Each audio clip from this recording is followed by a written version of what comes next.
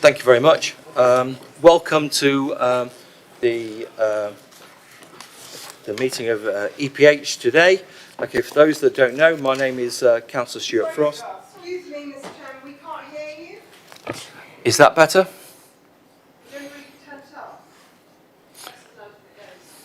There we go. It's as loud as it goes. I will endeavour to project my voice. Okay, welcome to the meeting of EPH tonight.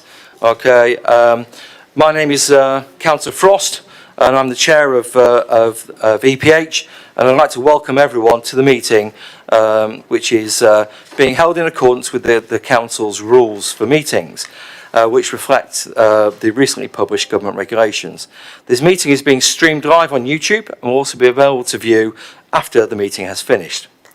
Councillors who sit on this committee are identified by the name on the screen, and they're sitting to the left and also to the right, and I will introduce officers by name, okay, which are sitting literally to my left and right, okay, before they address the committee. Okay, so councillors are reminded that this meeting is being held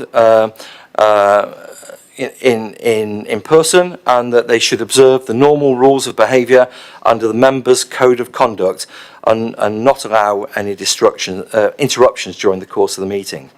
Can members and also members of the public please ensure, okay, that their mobile phones are now switched off or on silent? Okay. Right, so moving on to the agenda, okay, apologies for absence and substitutions. You'll note up here that unfortunately Simon Bound, okay, Councillor Bound, has to present his apologies due to the recent changes in members and their roles. Okay, he's actually having to attend a leaders meeting, but he does have a statement which we're going to have read out to us by Councillor Vaux, who is going to represent him during this meeting, just to show that the portfolio holder and cabinet are taking this seriously. So, Jenny. Thank you very much. Can you hear at the back? Yes? Great. Thank you very much. So I'm reading a statement that was prepared by Councillor Simon Bound. So I apologise, it refers to me by my name, so I apologise in advance, it sounds a bit weird, but I'm going to read it as it is. He said, "Dear colleagues, due to the recent changes to the Cabinet and committees, myself and Councillor Ganesh, the portfolio holder for planning and infrastructure, are unable to attend tonight's meeting. You are in the capable hands of both the Chair of EPH and Councillor Vaux, who has also volunteered to ensure a member of our Cabinet can hear your thoughts and the thoughts of your public speakers. I especially want to thank the public speakers for their contributions and know that our officers will listen and record both your and their feedback from the meeting. Councillor Ganesh and I will ensure that we review the recording of the meeting. As we have been reminded by the Minister, it is important that we continue with preparing our local plan update. The process will start later this year, and it is key that we encourage full participation when the local plan draft is released for consultation. I'm sure the committee will continue to support the work in preparing a case for a number of homes which recognises our local constraints and the previously high delivery rate of homes. This work is outlined in the paper in front of you this evening. I would also like to take this opportunity to state that it is also key that we make a strong case to change the 5-year land supply test.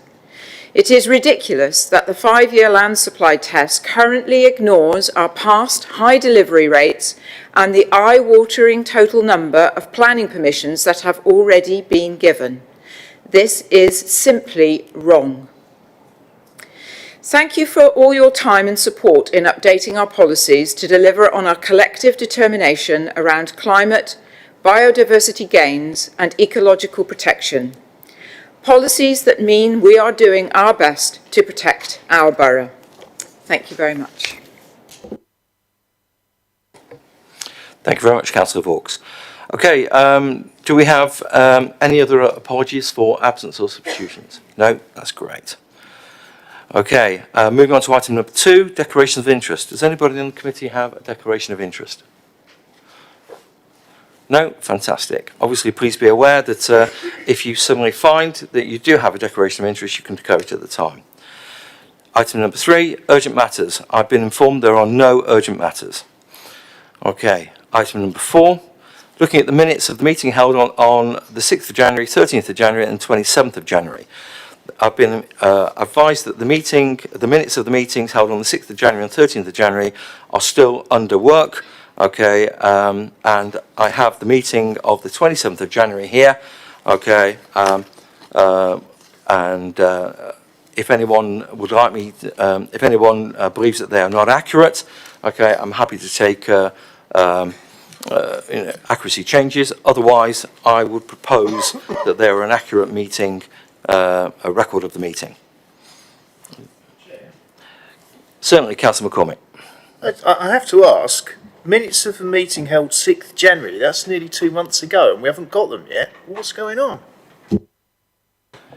Thank you very much, Councillor McCormick. I've actually asked that question of officers, and Tom Payne is actually coming back to me with an answer. Okay, as soon as I get that, I will forward that out to the committee. Sorry, say again? Okay, Tom. I think it's just a recognition that the committee services team obviously are one officer down at the moment, so obviously that's impacting just in terms of how quickly they can get these minutes prepared and sent out. But it is underway, it is nearly complete, so they will be circulated as soon as possible. Thank you very much. There we go, Councillor McCormack. Okay. Sorry, Tom, I didn't see you on the end there. Okay. So I'd like to propose that the minutes of the meeting on the 27th of January are correct. Do I have a seconder? Thank you. Okay. So that was seconded by Councillor Conesco. I will sign those, okay, in a moment. Right, moving on to item number 5, okay, the housing standard method and the local plan update. We have a number of speakers. I'd like to go through the speakers first, okay, for this item, and then we will crack on with the presentation from Ruth or Mailer. So, if I can first have Councillor Tomlin, please.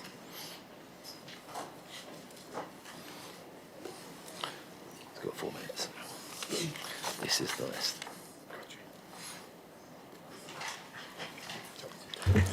Thank you, Chair. Good evening, members. Our basis for this draft local plan review is the housing numbers. The figures we are using are based on a 2014 report using the 2011 census figures. Looking at 2018 figures, we're told they're suggested to be further out of date and less reliable. This is an old census. It's done in a time of growth which is not reflective of now.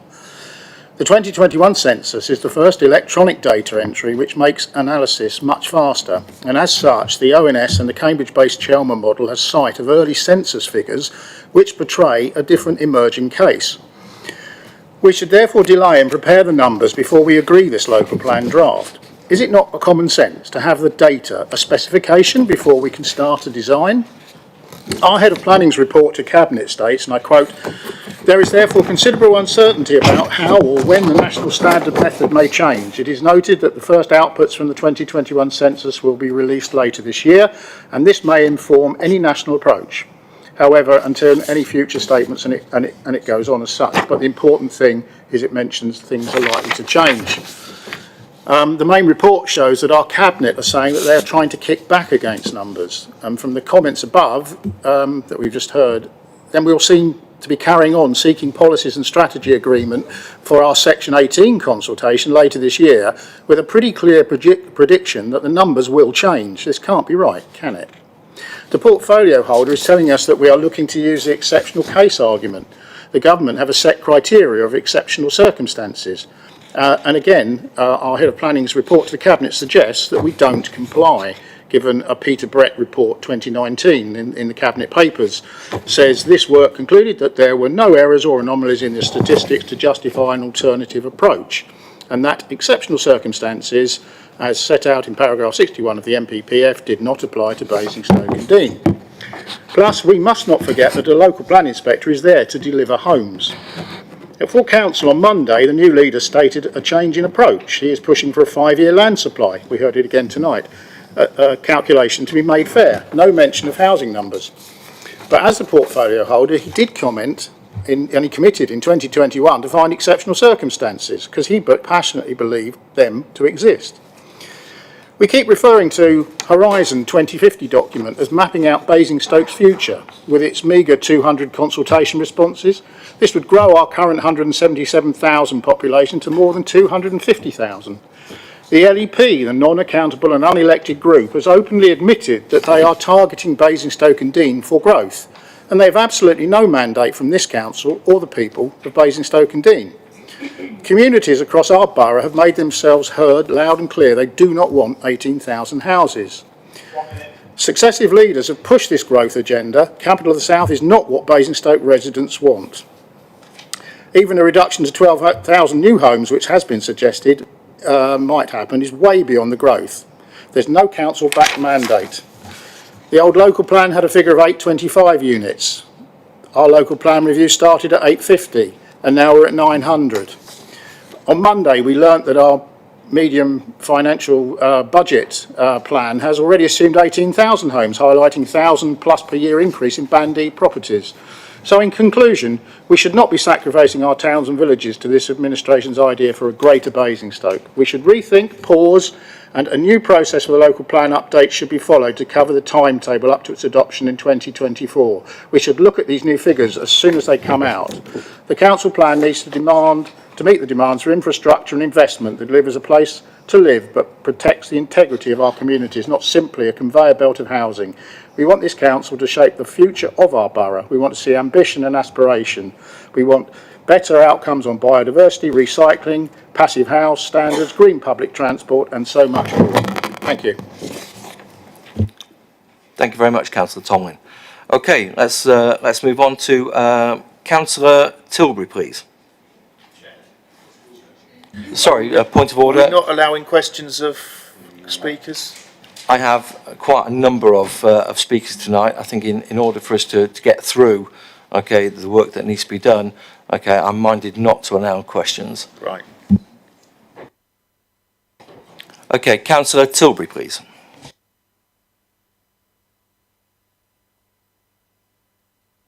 Well, there we are, that's better, yeah. Yeah, I listened to our dear leader speaking at the council meeting the other night on about the 5-year land supply, and he doesn't seem to actually understand how it works. I mean, basically, if or should I say the developers build houses faster than we have to release more land. That's how it works, you know. And of course, they will keep building houses and selling them. As long as people keep buying them, they keep building them. That's how the system works, and it's largely driven by the MPPF, which his own government brought in. So this shouldn't come as any great surprise that it's driven by sales, and they will only build if they're going to make a profit. So the fact they are building and selling houses suggests there is a higher demand than our housing targets. And there is, because it's relatively cheap to build in Basingstoke, and we're not building for local demand. So the only way we can slow demand is to stop driving growth locally. And we said, Chris has mentioned the LEP. They just see us as a constant target, but that isn't going to happen. As for the idea that housing numbers are determined by local need, there's little connection these days, as most of the new residents, certainly in my village and on my new town next door, appear to come from well outside the borough. We're building houses for the wider regional southeast and and other areas of borough. Well, I mean, I've been on this council nearly 20 years and gone through 3 local plans, and every time the Conservatives say, "Oh, we're going to fight the housing numbers," which regardless initially when it was a Labour government, and now when it's their own government. And we never win. As Chris has pointed out, there's a strict criteria there, and we don't apply that. Saying we built more than other people, that's because we are a large town, and the larger it gets, the worse this will get. But there is one area of exceptional circumstance I think we may have a chance, and that's Tadley, because of the issues around AWE and the 5-kilometre, 3-kilometre exclusion zone. And the fear of a fear of an accident, or also the fear of a nuclear attack these days. there is the reality that, that we can't build houses there. We're not allowed to, and it's not our fault. It's not Tadley's fault. I mean, I've often listened to Tadley council saying we need more affordable housing in the area. But they're struggling because there is nowhere realistic you can build, because Tadley was built on the boundary of AWE. It was largely built to service AWE, and that's the reality. We're stuck with that, and that is the second largest settlement. It's got a population of about 10,000 people. It's larger than Overton and Whitchurch combined, yet they haven't built any houses there in probably 15, 20 years, other than the odd ones on Boundary Hall, which they weren't supposed to build there, and built against the advice of the nuclear inspectorate and loads of other very clever people. But Eric Pickles thought he was cleverer than them, so they built them anyway. But we've not built any more since. So that is one area I think where we possibly could argue there are exceptional circumstances, and the impact of not building in Tadley is impacting on the rest of the borough. So I think there should be some sort of pro rata. If we can't build in that area, then we should be able to take those off the housing numbers, because all we're getting is housing numbers spread across the other areas, and the next two biggest settlements after Tadley are effectively Overton and Whitchurch. So, and to a lesser extent Oakley, although Oakley's about to be swallowed up by Basingstoke anyway, so it won't matter, it'll just become Basingstoke. But we can't carry on like this. It isn't going to go. The AWE isn't going to go away, and I suspect it's going to become even more important now. So I think we need to resolve that issue. Thank you, Chair. Thank you, Councillor Tilbury. Okay, can we have Councillor Follett-Maitland next, please?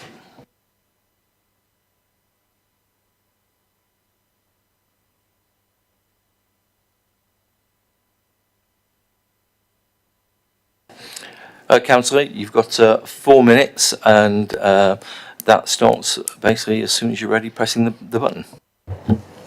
Hello, thank you, Chair. I speak here tonight as both the Independent Borough Councillor for the ward of Whitchurch, Overton and Laverstoke, as well as Chair of Whitchurch Conservation Group, a community group of 800 members.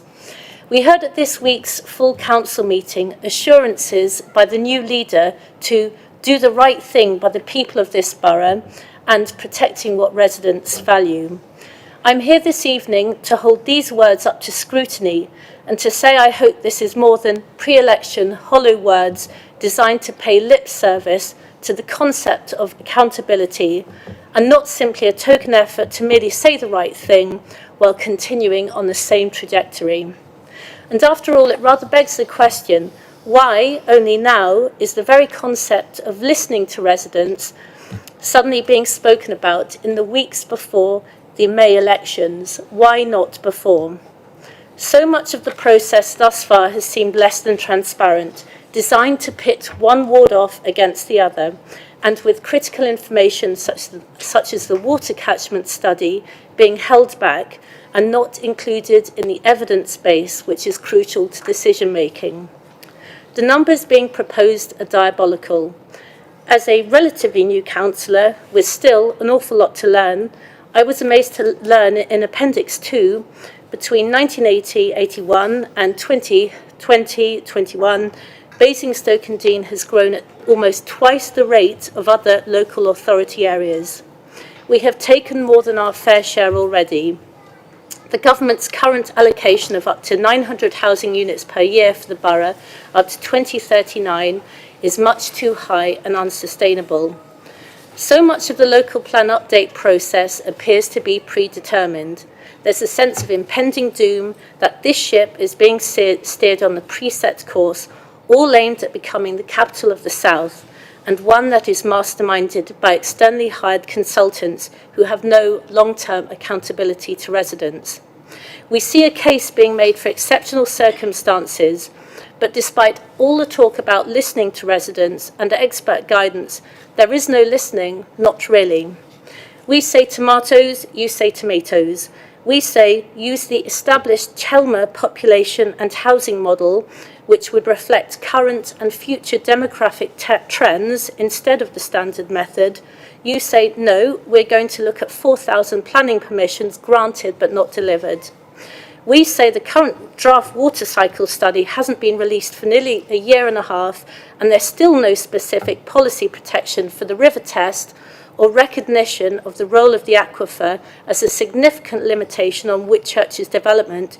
You say, hang on, it's coming, maybe once we've remodelled the figures. My worry, and it's shared by residents, is that this is a SOP, an oh well we tried, half-hearted effort, all with the aim of going through the motions to convince residents that you've tried to get the numbers down. You'll hear this evening from well-qualified experts, a fellow of the Royal Town Planning Institute and a hydrogeologist highly qualified and experienced in water resources and contamination, arguing the case for an alternative model instead of the standard method, as well as for specific policy amendments needed for Whitchurch. At a time when so many residents feel disenfranchised with politics at a national level, this is the issue by which you are going to be judged. I ask you to listen, really listen, consider the facts and promote a genuinely sustainable plan that is appropriate for this borough. Thank you. Thank you, Councillor Follett-Maitland. Okay, I'd like to move on to Councillor Harvey, please.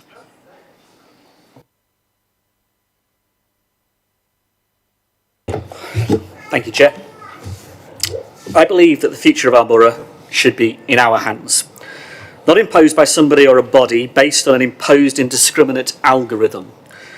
I understand some members believe proceeding with a Regulation 18 consultation will keep the process sound. But I ask, for what purpose and for who are we keeping it sound, continuing to use the standard method? If that process enables and empowers those who want 18,000 units, we undermine the desire expressed by this council and our residents to reject that number. Unless the process takes a breath, seeks an alternative route that would be sound but better reflect our residents' views, I say the process is dangerously exposed to creating a self-fulfilling prophecy of 18,000 units. It's not good enough to say we tried, we did our best to stop it. That is unacceptable. The evidence base is being prepared for 18,000 units. The policies you will debate tonight are permissive and empower developers over councillors and communities.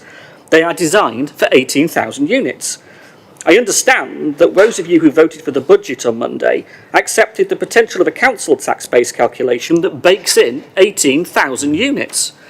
An alternative approach is available and sound based on the fact that the Chelmer data will be more up to date soon and likely to be completely based on the 2021 census by the time of an EIP in late 23-24. The inspector will then not rely on 2009 based projections. Let's be clear. The 2014 ONS data in the standard method is already 13 years out of date. The data isn't reliable or credible when considering the future of our borough. Furthermore, I could cite a famous appeal decision, Tillingham Hall, which confirmed that house prices are not affected by marginal changes in housing supply, thus undermining the 30% inflation affordability ratio that is applied to the current standard method. This is in accordance with the whole or relevant paragraph of the NPPF, para 61, which says, an alternative approach which also reflects current and future demographic trends and market signals is acceptable. In light of this, the main weakness of the exceptional circumstances argument currently being advocated is that it seeks to give credibility to a flawed and increasingly out-of-date approach when it should be promoting a more up-to-date, robust approach. It is tactically unwise to seek an exception to a flawed approach without seeking first to challenge the flawed approach. The time for seeking exceptions is when there is no other route. Since the standard method was only introduced in July 2018, this issue has been wrestled with by many local authorities. Its problems have been highlighted in response to the planning reform paper by, for instance, the Local Government Association. But because this council is moving forward at such a pace, there is a very real danger we will not be successful in defending our residents from unwanted developments. If the council vote for it, and we go out for Regulation 18 consultation before the summer, with a suite of evidence and data that developers will use, they will beat us at EIP. We are arming those who seek 18,000 units with the ammunition to defeat us unless we fundamentally change our approach and seek the best evidence before Regulation 18 and present a case for lower housing numbers. We want substantially lower housing numbers. We do not want to be a price turkey voting for Christmas. And even if we do come up with much lower housing numbers, we're still going to have to deal with the environmental issues, the biodiversity issues, the ecological and water issues that face our borough. The environment must be a priority over development. If we don't turn this tanker around over the next few months, if we do not change before we seek Regulation 18, we will be exposed to the very scale of development everyone claims they are opposed to.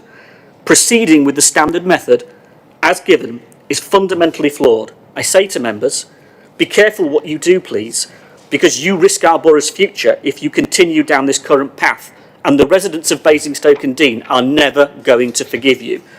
In context of the exceptional circumstances case being put forward, I would just say this, Chair, in closing. There is no other alternative being suggested as to how to work out the numbers in that. There is another alternative on the table if we choose to take it. Thank you, Chair. Thank you, Councillor Harvey. Okay, I'd like to move on to Gareth Kaplan, please.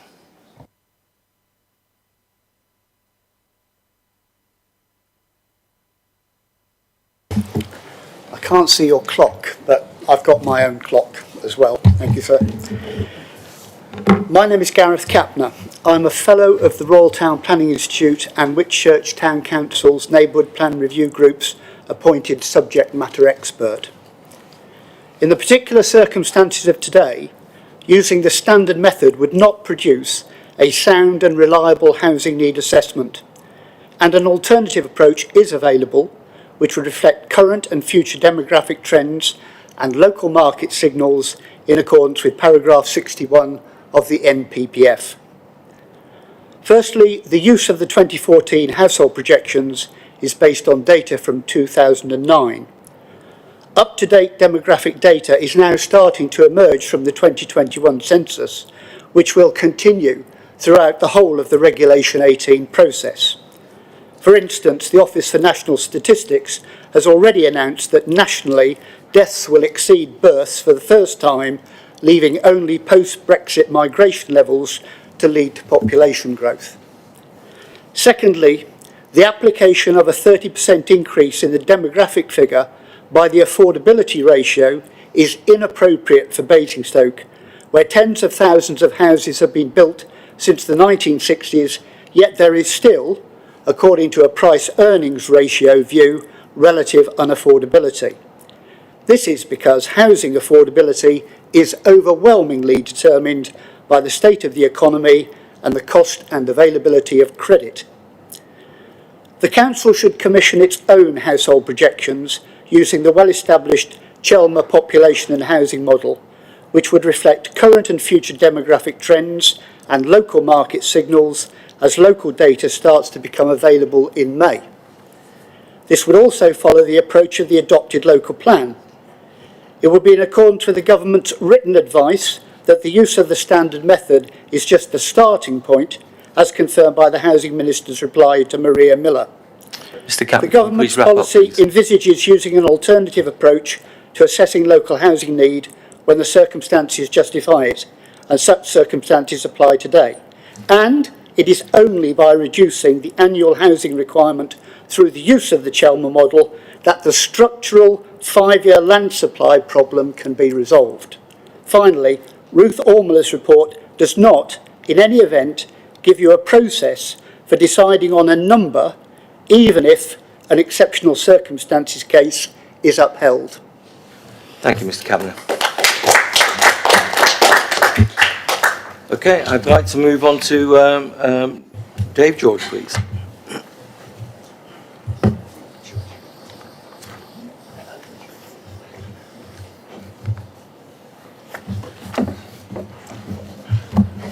Mr. George, it's nice to see you here at the committee. You have 2 minutes, starting when you press the button. So,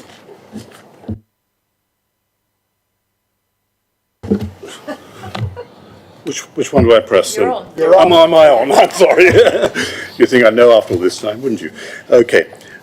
Firstly, let's say it's great that the suggestions being made about formulating these exceptional circumstances items. I think it's very good. I really like to speak to the protection of sensitive environments, and particularly the tested issue, which is clearly where I live. Look, the water cycle studies, like the housing thing, tend to follow this sort of standard methodology, fundamentally. It's a well-trodden path, and it's a cost-effective things that the consultants produce. And they are applicable to where you get sewage and treat it and stick it into a river, but they're not applicable to the test catchment where your discharges as a chalk aquifer a long distance from the river. They totally ignore the role of the aquifer, and particularly in the storage and transport of the contaminants. It's a very complex, quite a complex process. I'm not saying very, but quite a complex process. But basically, it's a clear omission, and I think it really comes down to this does constitute an exceptional circumstance which we ought to pursue, frankly. As you mentioned, the contamination has been discharged to the chalk for decades, actually, and despite there being plans and programmes for improvements of the treatment works, it's gone on for decades, far too long. It's always known as a problem. The current dependent plans will just add to that, frankly. It's really out of sight, out of mind, which I find is totally unacceptable, actually. What the big problem is that once the capacity, the aquifer absorbs all this stuff and soaks it all up, but once the capacity is exceeded, it'll break through into the river. And if it does, we've got a problem. It's going to downgrade the river quite substantially, and fortunately, it's not one of those things which is easily, technically, or financially recoverable. You just can't do it. It's just out of control. I think here that, as it has just been mentioned, we have had this water cycle study, but it hasn't been examined in detail. We haven't gone through these details with it. It really does need to be looked at. I don't know why you haven't released it. I find it inexplicable. As a practitioner in this area, I do find it inexplicable. But there is an opportunity now, I think, for members for the document to be released and for it to be examined so we can develop this case strongly, actually. And we've got lots of experts and bodies out in the community who will be willing to help and support the council in this thing, and we should make use of them. Yeah, absolutely. And I do see one thing. I think ideally this should be done really before Regulation 18. The big problem you've got is if you go to Regulation 18 with the water cycle study as a final document, it might not be the one we want to see there, and it may not support our case. And I really do think that's a bit of a problem for you. Thank you very much. Thank you, Mr. George. Okay, I'd like to move over to Ruth O'Malley, who has a short presentation for the committee. Ruth.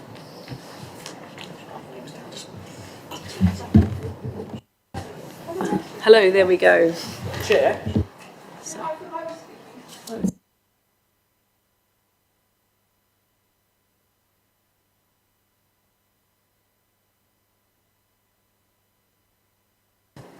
Councillor Harvey, I've only got you down here for number 5, and Councillor Cubitt, I've only got you down here on the speaking list for number 6.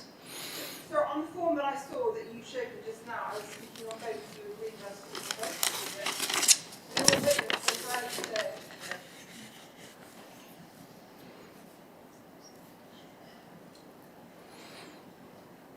Okay, please come and speak. Sorry, committee. It's definitely not there. So did you say sorry to me or sorry to the committee? I'm saying sorry to both. Oh, okay, thank you very much. Good evening, members. Firstly, I'm here to speak in my capacity as councillor and not the mayor, and my comments to this paper apply equally to the second paper. Everything I'm about to say to you is a commentary on the leaders, past and present, the cabinet, and the portfolio holders past and present, and not our hard-working officers. Our local politicians bear full responsibility for where we are today and where we head from here. I am very sad. I feel very let down by our cabinet. I feel Basingstoke and Dean's residents' views have not been considered, and I feel the views of Basingstoke and Dean's councillors are not being considered. This whole update process is a charade. This whole process masquerades as a consultation, but it is nothing of the sort. It is a tick box exercise that states it is seeking one thing, whilst its true purpose is to ensure that our borough continues to be the second highest house builder in the country for the next 15 years, as we have been for the last 15. Platitudes are given by the leader and the cabinet, past and present, but the juggernaut continues apace, and we are always told it can't be helped. Basingstoke be damned, democracy be damned. For democracy to work, elections must mean something. Cabinet members are responsible for the direction of travel of this council and are duty-bound to meet their electoral commitments. I have no recollection of this administration being elected to build the second highest number of houses in the country in perpetuity. Nor do I recall that they have promised to build masses of high-rise blocks of flats in our town centre. Thousands more dwellings in a town centre does not make us look like a modern market town. It makes us look like Woking. Yet that is what these documents, this one and the next documents tonight, will deliver. In truth, members are being corralled like sheeps into sheep pen to be taken to some destination that we never wanted to go, and we certainly weren't elected to take the borough to. And it has all been done by a sleight of hand. If the cabinet did not realise what was happening, then they are incompetent. And if the cabinet did know what was happening, then they are dishonest. This dishonest process started with the anti-democratic document entitled Horizon 2050. This paper should not be advocating that we base our next 20 years' development on data relating to 2014 when we are in 2022. There has already been significant slippage, and all of the documents that were supposed to be produced were supposed to have been produced 2 years ago. It is inexcusable for us to move as the juggernaut intends and ignore the data that we are about to have in May this year, which will be based on real and genuine data. I urge you members, and I urge the residents, and I urge the cabinet to be honest and to pause the process and wait for the census data. And once we have the census data, then we can discuss which methodology and which inputs we use. Thank you very much, members.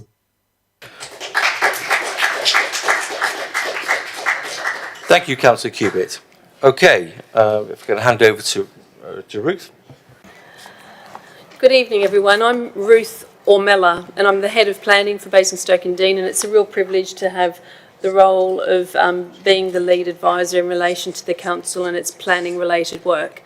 And what I wanted to do is actually first start to set out a little bit about what item number 5 is about and how it's come to be, and that we've managed to, working with the portfolio holder, bring this report before you, before I take us through to the slide, which will actually lead us to the conversation that I'm hoping to have tonight and to be able to listen to in relation to your views in terms of what the exceptional circumstances are for the borough. The starting point for the local plan is the actual the standard methodology, and that is the point that we start from, and as the speaker tonight has indicated, that is what the actual guidance is in relation to the preparation of a local plan. And that's what your officers have diligently been doing, preparing an evidence base for a local plan that we hope to be able to take to Regulation 18 consultation later this year. And we're doing that because we're wishing to have a sound Regulation 18 consultation process, which will actually be able to be informed and shaping the Regulation 19, the final plan, based on many of the comments that we'll be receiving, hopefully further evidence that we'll have, potentially work in relation to other methodologies or other work, which we don't have tonight, which is why my report does not actually recommend or propose an alternative housing number. So I just wanted to clarify that point before I went much further. Also, just to be really clear, we are preparing a local plan which has a spatial strategy which is looking to secure a further 7,703 units 7,703 dwelling units, which will take us all the way through to 2039. The proposals and the actual housing numbers were all set out in the September 2021 committee report. So I just do wish to be really clear that that is the number that of further sites which the Planning Authority are working on for your Regulation 18 consultation plan. Okay, so if I may, the starting process. We are at the starting process. We haven't started any of our consultations yet. They will be happening later this year. And this Cabinet report is being shaped based on what the portfolio holder has been listening to and has undertaken that he will listen and actually prepare an exceptional circumstances case. This report sets out what, as officers, we're of the view, may be a starting point based on the conversation and the comments that we've received from members to date. What we're really interested in hearing tonight are what are the exceptional circumstances that the members of EPH consider should apply to the borough that would allow the council to be able to depart from the standard methodology. And listening to your comments tonight, we'll be able to take those forward and do that evidence-related work and piece of work. The proposal that the portfolio holder has is putting towards EPH, which would be at Cabinet next week, is to, alongside our Regulation 18 consultation, have a housing paper, and that housing paper will be supported by evidence in relation to what the spatial strategy could otherwise provide were it to be based on an exceptional circumstances case.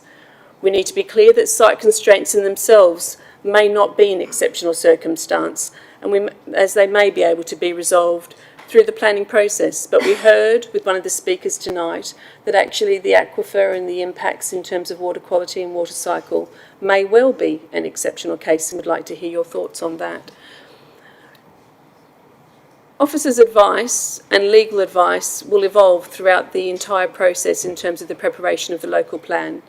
And as we receive any changes in relation to guidance, changes in central government, we'll be seeking legal advice, potentially amending our advice and helping the members to hopefully shape a final Regulation 19 plan that will be well supported, take care of the borough going forward through to 2039, address the issues of housing, employment, commercial activity, investment in intergenerational equity, the environment, climate change, and all of the things that you're all very passionately wishing to secure for the borough.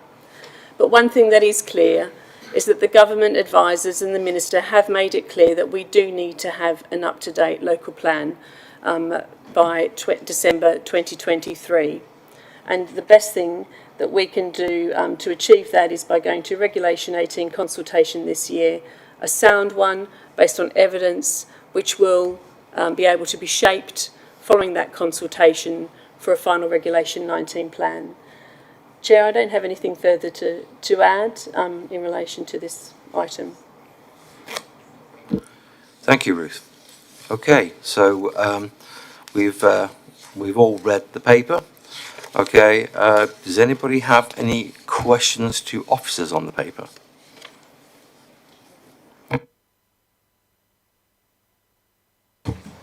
Thank you, Chair. We've heard a lot from the members of the public this evening, and we've heard in previous CPHs, and I've got to be honest, there is nothing I've heard this evening that I don't totally agree with the one exception of the question of the pause. Because I do believe that the more we talk about this, the better. I think pausing it is just going to defer the same conversations down the road, so I'm keen that we do get on with this process. However, it does come back to the point that I made in the very first EPH we had on this, that this cannot be a self-fulfilling prophecy by writing it down, and Councillor Bound, portfolio holder, did assure me that we would not be presented with this at a later date as a fait accompli. But my question to officers is, we've heard about other methodologies this evening. We've constantly been told about other methodologies. I don't know about other methodologies. I would be much better informed if I had either in EPH or offline, or if any of the presenters would be willing to bring me up to speed on these other methodologies. It would help me considerably. But more specifically, we've pushed back on, or Councillor Bound is pushing back on the number. What happens if we stick to this methodology and then suddenly the number halves? Have we done any thinking around that? Is it just a question of every number that's in there we halve it, or whatever the percentage is? Because that's not something we've ever talked about. Following a cabinet decision next week, as officers will be in a position that will be authorised to really explore that with experts in terms of some of the points that Councillor Mahaffey's raised, whether there are other methodologies or other approaches that we should be looking at.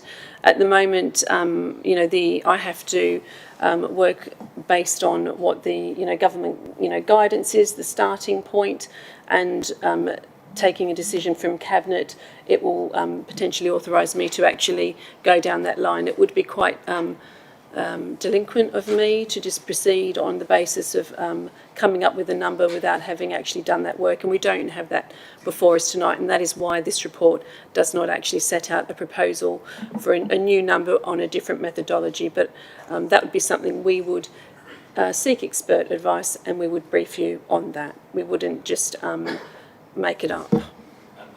And Chair, sorry, on my second point, which is if we do stick to this methodology, we've asked portfolio holder to push back and get the number reduced. Have we given any thoughts to what that impact, how that actually fleshes out within this framework? Is it just sort of, we've got 100 houses here, if the number comes back at 50%, do we just cut the number in half or what? We will continue to track the standard method as we go through the process. So as it changes, we will take that into account for whatever spatial strategy that we submit in due course will reflect the standard method at that time or our exceptional circumstances. So it is something that will evolve. Thank you, Councillor Mahaffey. Councillor McCormick. Thank you, Chair. So, a little bit confused here, having got 800 pages of notes to go through. Appendix 1, page 21, BDBC's current standard method housing requirement. There's an equation there. Local affordability ratio. Number 1, can I have that clarified as to what that actually is? And then immediately below it, adjustment factor using formula 1.2975. So what is that actually intended to do? I could probably get my head around one set of figures, but then on page 37, result of current standard method today, some completely different figures. Current year 2019, affordability ratio 9.48, not 8.76. Adjustment factor 0.34, not 1.2975, and annual housing need 955 instead of 860. So the figures appear to be jumping all over the place. Which of these two sets of figures is the most reliable? Okay, so the affordability ratio changes every year, and we're actually expecting a new affordability ratio to be released later this month. It came out on the 25th of March last year. And what it is it's a reflection between medium incomes and medium house prices. So how many times your income you need to be able to afford a median house. And the government guidance says that we should use that affordability number in the equation. And the way the ridiculously complicated looking equation works is that the less affordable you are, i.e. the higher ratio, the more of your incomes you need to buy that property, that the greater the adjustment factor is to your standard method housing number, so the greater the uplift is over the national household projections. Okay, so I understand the affordability ratio, but the adjustment factor comes out is radically different for the two sets of figures, and they're both presented as the current standard method. Which one of the two should we believe?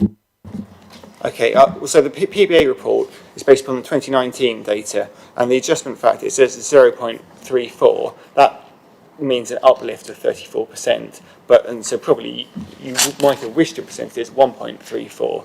So actually there isn't a great deal of difference between the adjustment factor that PBA identified, i.e. an uplift of 34% at the time when the affordability ratio was 9.48, to now, when the affordability ratio is 8.76, and we're saying and the formula requires an uplift of 29.75%. So 8.76 reflects the current affordability ratio, and the 9.48 is an older figure. So are we looking at revising downwards then to 860, and that's the set of figures we should be using, not the 955? So as of today, our standard method housing number is 860. That may change on the 25th of March or whatever date that the new affordability data is released, because that affordability data will need to be plugged into this equation. That may result in the number varying. What the effect it will have will only be slight, because the way this formula works is that changes in affordability they kind of sort of compress the impact they have on the standard method. So even if affordability jumps quite a lot, it doesn't actually mean that the number changes by a large degree. But if the affordability ratio is going up, that means we need to build more houses, right? That's right, and at the point of submitting the plan, we need to make sure that we are, the starting point, that we are planning for the number of homes that the standard method at that time requires. But as I say, the affordability ratio may well change later this month, but the way the formula works means that the change to that overall housing number is only likely to be slight.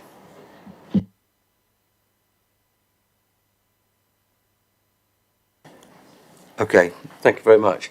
Councillor Koneska. Thank you, Chair. I'd like to thank the speakers for coming in this evening and raising a number of interesting points.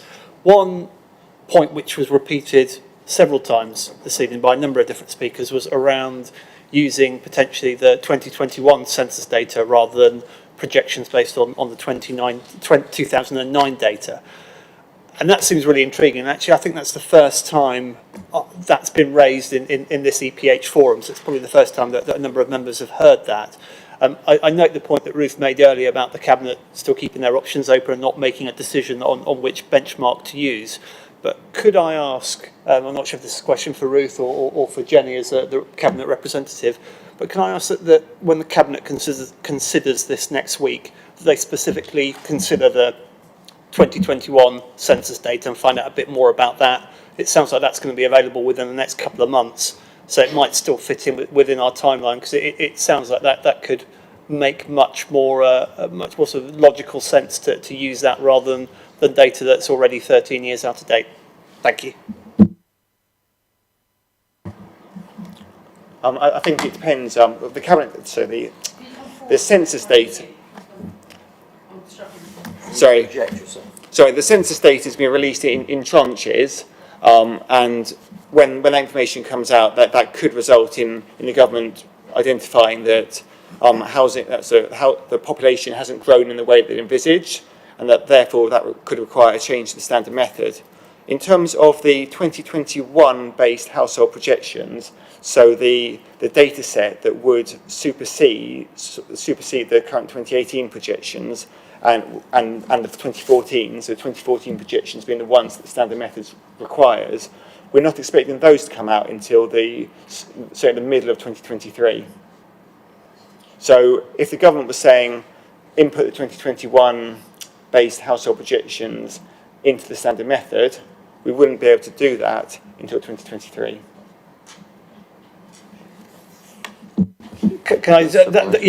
I'm sorry, I'm not an expert on this, but that seems to be at odds with what our speakers are saying. Some of whom are sort of quite seem to know their subject. So I'm not sure if I'm able to ask the gallery, because they seem to be saying that the data could be available as soon as May, and I'm hearing now it might be a year later.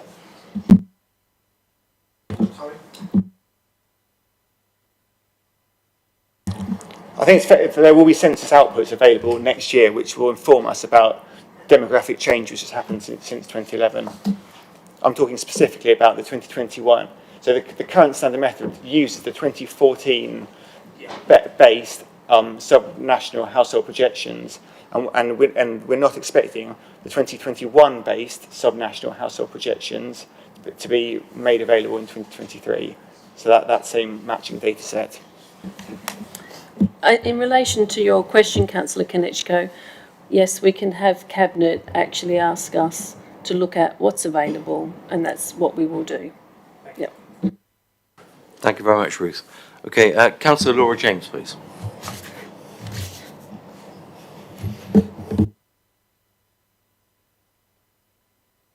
All right, okay. Got quite a few questions, but the first one I just want to pick up on Councillor Mahaffey's comments, where he said that around how are we going to, and I just want to explore this with you, how are we going to do this piece of work? So we're working towards our Regulation 18, and you're on this path in relation to the existing policies. There's going to be a meeting, is it next week, in relation to Cabinet, where you're going to talk about the possibility of what these exceptional circumstances are. And what is the date that we're going to be implementing the Regulation 18? And what I want to understand is then, like Councillor Mahaffey said, is what if what comes back in relation to the evidence, whether it's in relation to the Chelmsford model or in relation to our exceptional circumstances, is such that we have to really reduce the numbers. Joe, I didn't really think you answered the question. How are we going to do that when we've got an evidence base that's working towards 860? How are we going to actually physically do that within this time frame without having a pause? That's my first question. So the meeting next week at Cabinet, you have this paper going to it, which basically sets out an approach. So the approach is that we would continue with the Reg 18 on the standard method as it currently is. So that's the 860 figure or whatever the March figure will be moving forward. And then alongside that, we will progress all the sort of exceptional circumstances work as well to inform the next stages of the plan. So we're not saying that we will do that in advance of Reg 18. As you said, it's almost all too fast to do that. We will consider all the spatial strategy back at EPH in June. That's the next step sort of from an EPH perspective. But we will go ahead with the Reg 18, as Ruth was explaining, so that we can allow stakeholders and everyone else to comment all of this and move the conversation forward while we do more technical work to look at what that figure could be. And that will then inform our Regulation 19. But the policies and the spatial strategy is all based on a much higher figure. So what if that figure is much lower? You're going on this piece of journey. How are you going to then come back in that short time frame to do what you're required to do without having a pause? I don't understand how you're going to... So that's the time that you've got between the Regulation 18 and 19. So if the figure does fall through the standard method or through our exceptional circumstances work, we will take that into account in an updated spatial strategy. So what we put in the Reg 18, we're not tied to that figure. That is just the next step in the process. As things change, which is kind of the point I was trying to make, is the work that we do will continue to evolve. So if that number is lower, the spatial strategy would match that particular figure for Reg 19. In relation to the census data, that's going to be available in May, isn't it? That's available to us in May. Why would we not look at that as this piece of work? But I think, as Matt was trying to explain, I mean, there may be sort of political things going on, but from the information that we've got, the relevant data set that we need isn't actually going to come out until next year, spring or summer, so we don't want to wait for that. We want to put the case together as much as we possibly can with the evidence base, so that when that comes out, we're ready then to go quickly into that position. Thank you, Councillor James. I'll come back to you if I may. Okay, Councillor Golding, please. Sorry, Councillor Hunt. No, Councillor Golding. Oh, Councillor Golding. I've got so many questions now. I think I've got more questions than before Councillor James started asking questions. So I think my concerns, I suppose, which I'll phrase as a question, is it feels like if we go out to consultation with the big number, we will be consulting on more permissive policies than we would potentially consult on than if we had a smaller number, because those policies will have to be more permissive because they'll have to allow more housing. And that feels uncomfortable. Please, could you reassure me? That's the question. I think that one thing that's really clear, and it becomes clear with the next items, is that the policies that we've been working on, which are in the next item, are not the spatial policies. And they are the policies that will apply across the borough, I'll say, no matter what the spatial strategy is. There may be some need for some policies to change between Regulation 18 and 19, and that's the purpose of consultation, and we'll help and shape and make sure that that final plan we submit all aligns in terms of the spatial strategy and the policies.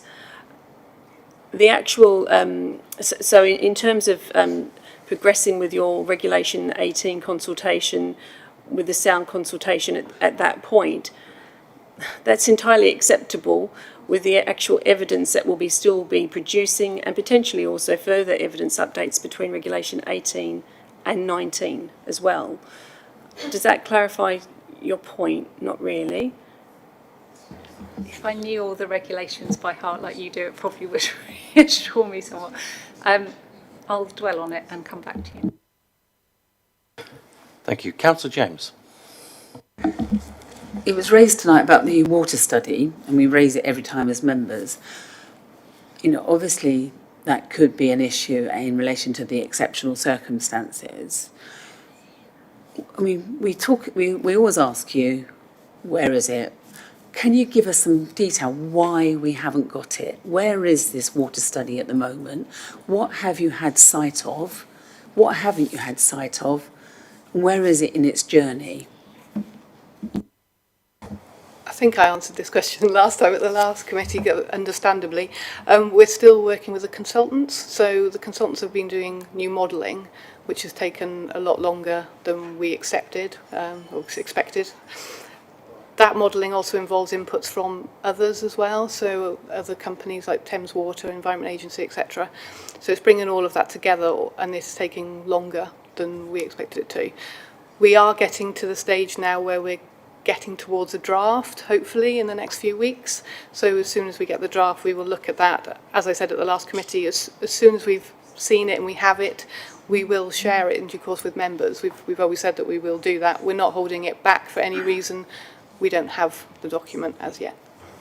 Why would, can I just understand is, why are you doing new modelling? What was the problem with the first document that you saw? Why is it being remodelled? I need to understand, what have you asked the consultants to do, and why have you asked them to do that? So there's new water quality sort of modelling that comes out all of the time, and Thames Water have annual data, etc., that we wanted to feed in to make sure we had the most up-to-date position. It covers all different things, so climate change impact in terms of flood zones and all of these sorts of things has all kind of been incorporated into it. So while we updated it, we thought this was the opportunity to just update all the data sets to make sure that we have a complete up-to-date study when we get it. It's just unfortunately taking longer to get that data than we'd hoped. Would it not have been wise for us to have seen the document that you saw first of all, while this piece of work goes on? I mean, as elected members, is it not okay for us to see that? Why would we not have been able to see that? We did have a draft that we spoke to the members advisory panel about a while back now, probably a good year ago, I would say, when the Environment Agency and ACOM and others came along and presented that draft report at that time. But we don't want to publish anything publicly really until it's in a position where it's correct. So have we seen that draft? The members advisory panel have seen that draft as part of developing evidence base, but that hasn't gone to committee. Councillor James, please. I also want to ask about, I think it's Councillor Harvey mentioned about case law in relation to the what's going on. Are you aware of that case law? And is that something that the Cabinet should be looking at as well in relation to the numbers? I mean, as officers, we will always try and keep abreast of all of the up-to-date information, and we will do that as part of the process, really, as we move through. And we speak to other authorities, and we will also be getting legal advice, etc., to make sure that all of that is correct. Thank you, Councillor James. If I can just move on a little bit, I will come back to you. Okay. Councillor Watts, please. Thank you, Chair. You're looking for exceptional circumstances. Prior to 2014, the 10 years before that, this borough had twice as much growth as ever local authorities as in Appendix 2. I think that's an exceptional circumstance, that this borough has taken more homes than all the other local authorities, and we're at saturating point. And our infrastructure cannot support these vast amounts of homes which proposed on us. There's no local need being assessed. All the affordability criteria is actually coming from the government. We're not actually assessing what we need locally, so I haven't seen a study for that. I think that is the good starting point for this council. It seems to me in the past, the more homes you build, the more you get, the more migration you get, the more homes you get. And that whole formula is wrong. We need to put a stop on it now because we can't cope anymore. Thank you, Councillor Watts. I was just interested to hear you say infrastructure.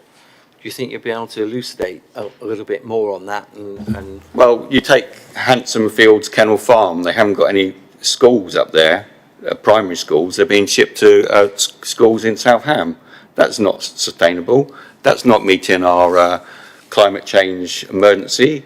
And the schools in Handsome Fields and the golf clubs, a golf club is years away as well. Where are those children going to go? I mean, the whole plan is unsustainable. That's just a tip of the iceberg. I'm quite happy for you to go a bit further down underwater, if you like, with the iceberg, and should you wish to do so. Okay. I'll let you think on that for a minute. Councillor Mahaffey, please. Thanks, Chair. Ruth, we've asked you previously what happens if we just say no, we're not interested, and your answer was that we become prey to no 5-year land supply and it's planning by appeal. But there's been a lot of calls this evening for this process to slow down, rightly or wrongly, and it seems to me that the whole thing is being driven by that date of December 2013. What realistically, given that we've been a good council previously in terms of delivering houses, what realistically is going to be the penalty to us if we don't manage to make that, or if we were to go back to the government and say, we're nearly there, but we're not quite, we need a bit of an extension?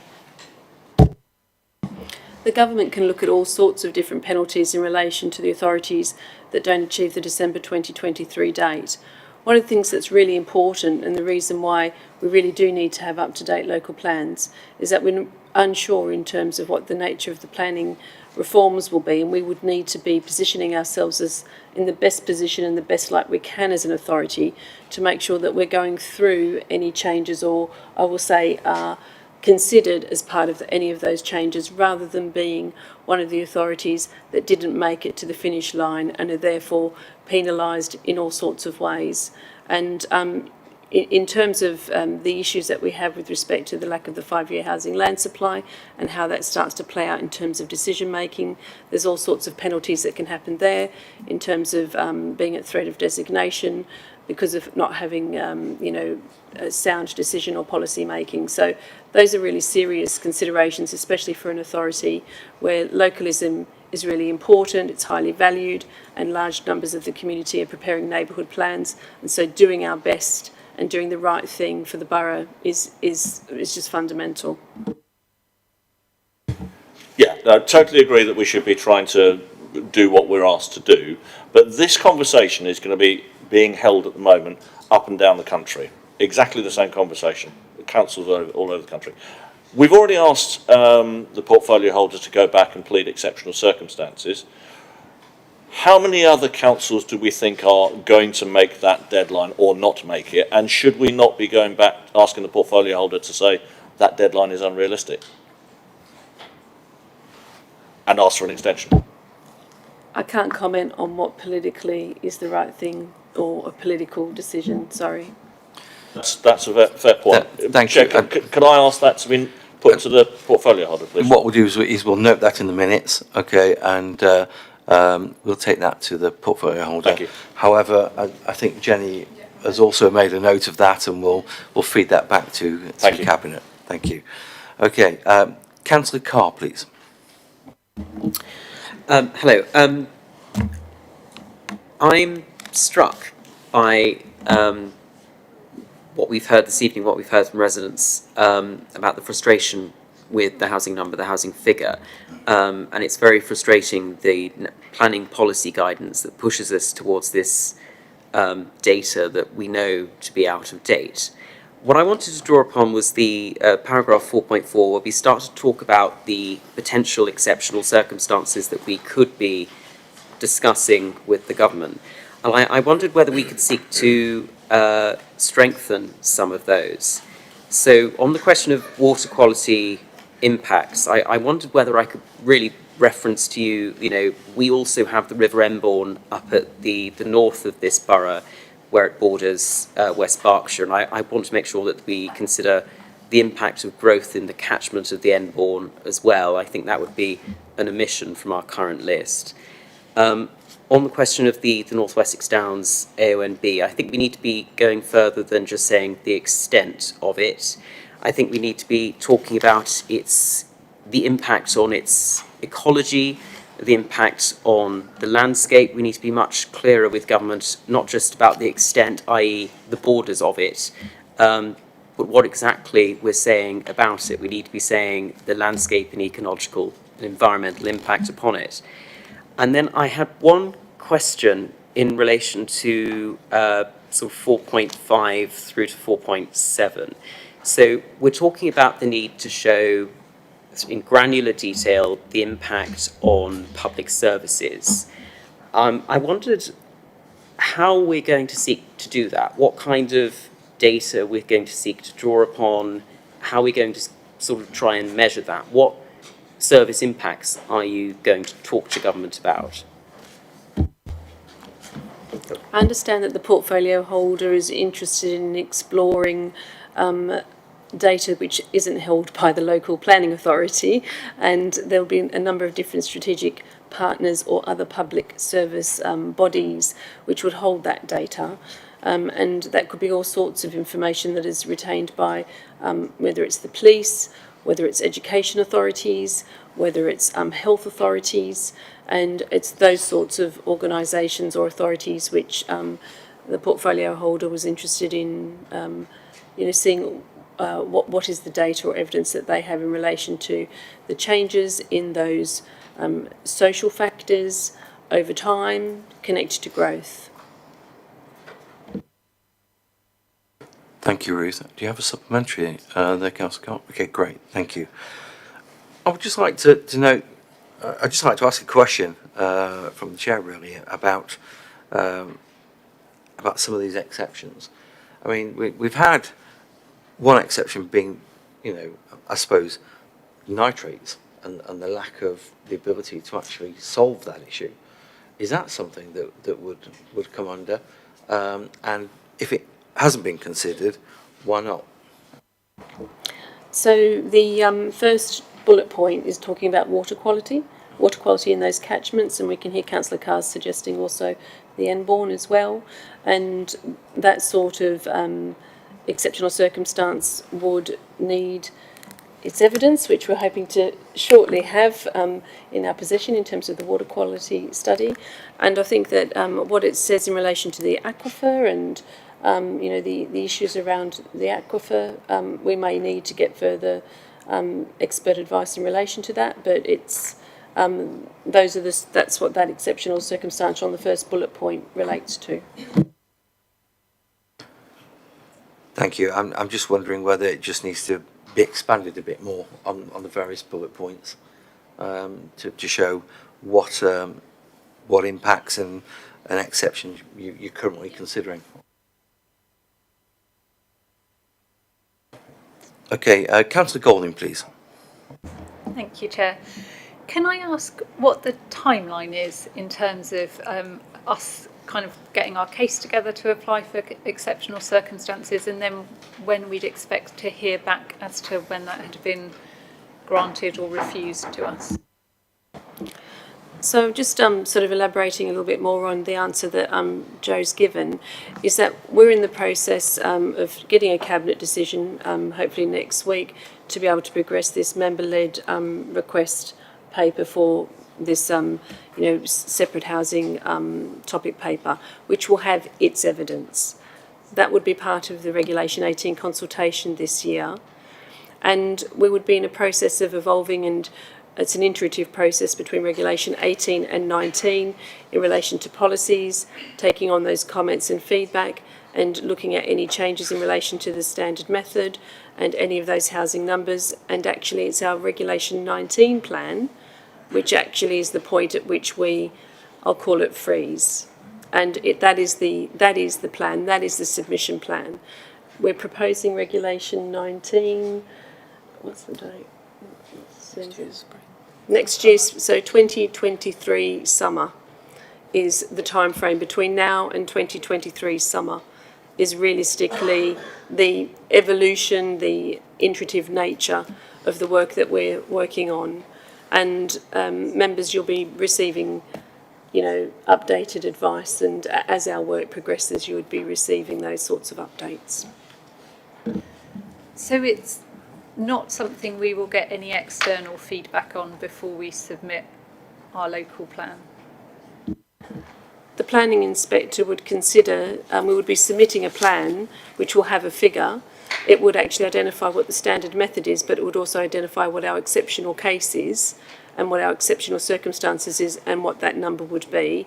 And that would then go through the examination in public, and the planning inspector would then, form a view and provide advice in relation to what they do or don't accept in relation to that evidence and what the final plan would actually have in it. As an EPH, there's going to be more steps along the way, though, that you would see and you would be involved in. Thank you. Councillor Konesko, please. Thank you, Chair. I'm a glass half full type person, so I'm optimistic. I'm confident that we're going to put together a very strong case for these exceptional circumstances, and we might have some success with that. I do know, though, that proving exceptional circumstances has been a challenge for other local authorities. But could I ask, are we aware of any other examples in any other local authorities over the past few years where they have successfully reduced housing numbers based on exceptional circumstances?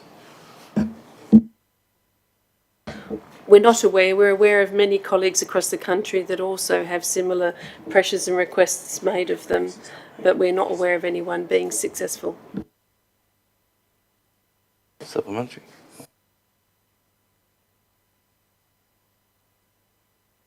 Okay, Councillor James. And I think that's why the public said today, that came to speak, that it's misleading, and I think that we have to be careful that we don't mislead public out there, that these exceptional circumstances are going to lead to a reduction. And I think it's really important, particularly before an election, that suddenly we're talking about exceptional circumstances, they aren't going to lead to a change. And so I would urge, as part of not the exceptional circumstances, but part of this paper is that we look at the numbers. And everything about what we're doing tonight is that we look at the numbers and we focus on the numbers. How can we reduce the numbers? So we've been talked about tonight is case law. We've been talked about some evidence that's already out in relation to deaths over births. Have we seen that? What is that saying?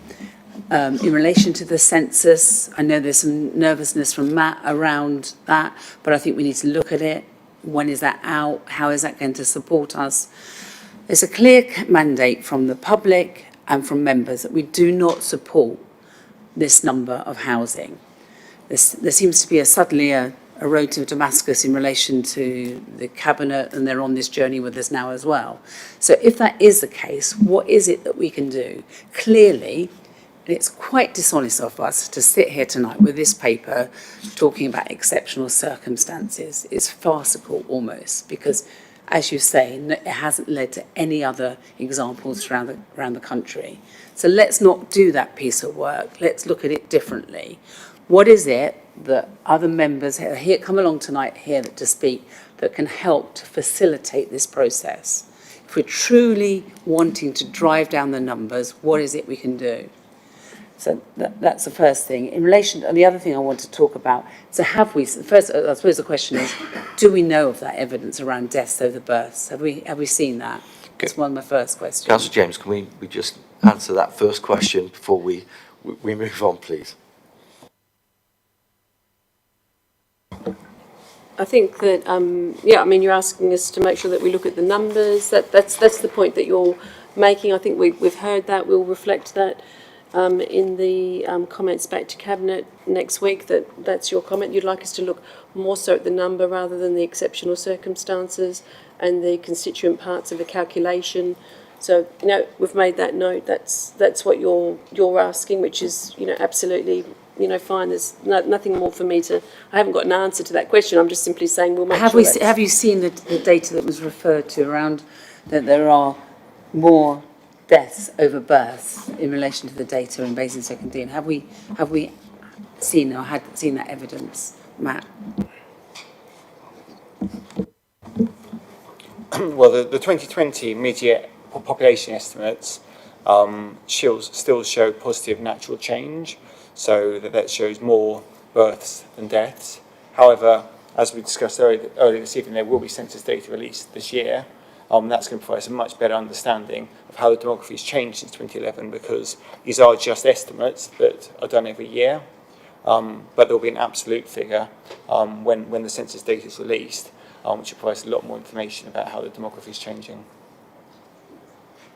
Another question I was wanting to ask, I suppose it's a comment as well, in relation to climate change and on point 11, you talk about that at this stage there's no direct climate change impacts.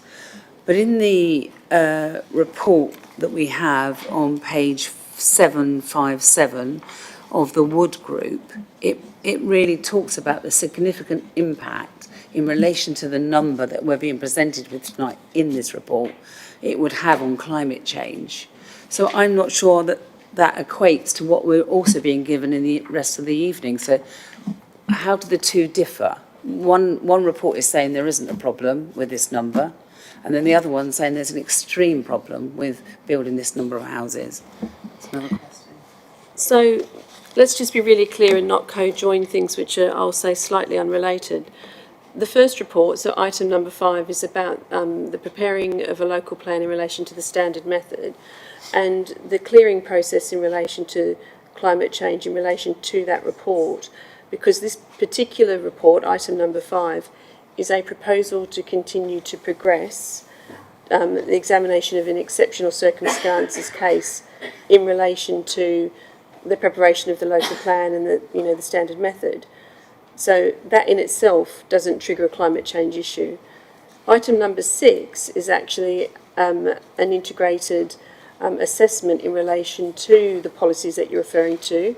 So the Wood assessment relates to the policies, not actually a proposal to look at the housing number, because item number 5 is a report about a proposal to look at the housing number. It's not actually an assessment of policy.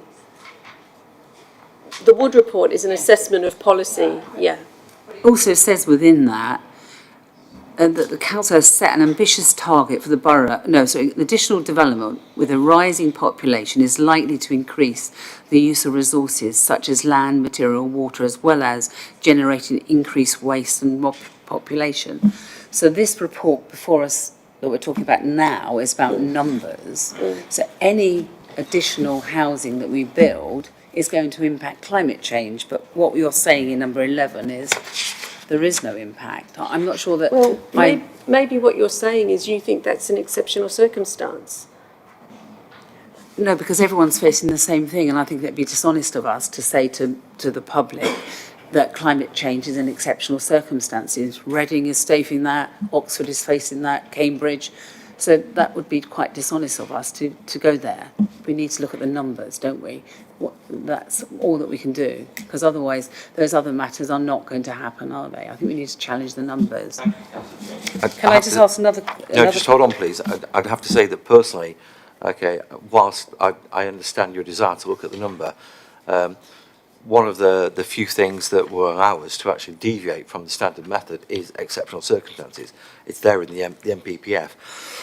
Excuse me. So while there's been an assessment, okay, back in the report in 2019, where it says that we don't qualify, for exceptional circumstances, I have to. No, just hold on, please. Well, I understand that, okay, but I will try and project where I can, okay. But please do not interrupt again, councillor. Okay. Well, if you're going to interrupt then, okay, then please raise a point of order, otherwise I may have to warn you, and then I may have to ask you to leave. But just going back to where I think is that we need to look at both the number and also anything else which would allow us to actually reduce the housing number, which includes the exceptional circumstances. Because under the MPPF, that's one of the few areas where it says that, an exceptional, a reduction could be made in the housing number, due to exceptional circumstances. But we have to create those exceptional circumstances, which are why I think it's laudable to look at the number, but I think it really would be foolish of us not to explore the exceptional circumstances, which this paper is doing. So let's move on to Councillor Dillo, and I will come back to you.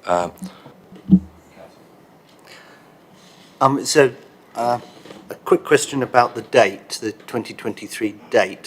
What is the worst case scenario if we don't make that date? And are there any other authorities that have suffered penalties that you're aware of? What's the worst case scenario so we know the dangers if we don't make that date? Potentially having policies imposed on us from central government, potentially having some form of like prohibitive measure, and having a local plan that's not shaped locally. So it's a pretty fundamental thing.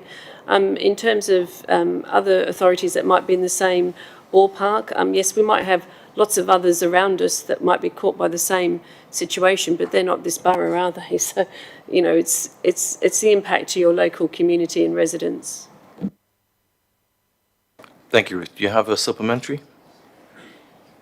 No, I just wanted to know whether, was it sort of in effect being like put in special measures or something like that? Okay, Councillor Watts, please. Thank you, Chair. I'd like to explore the census data.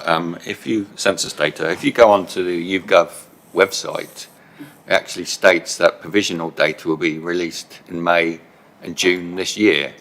Surely it's better to have that provisional data than data from 2014 from a 2009 algorithm.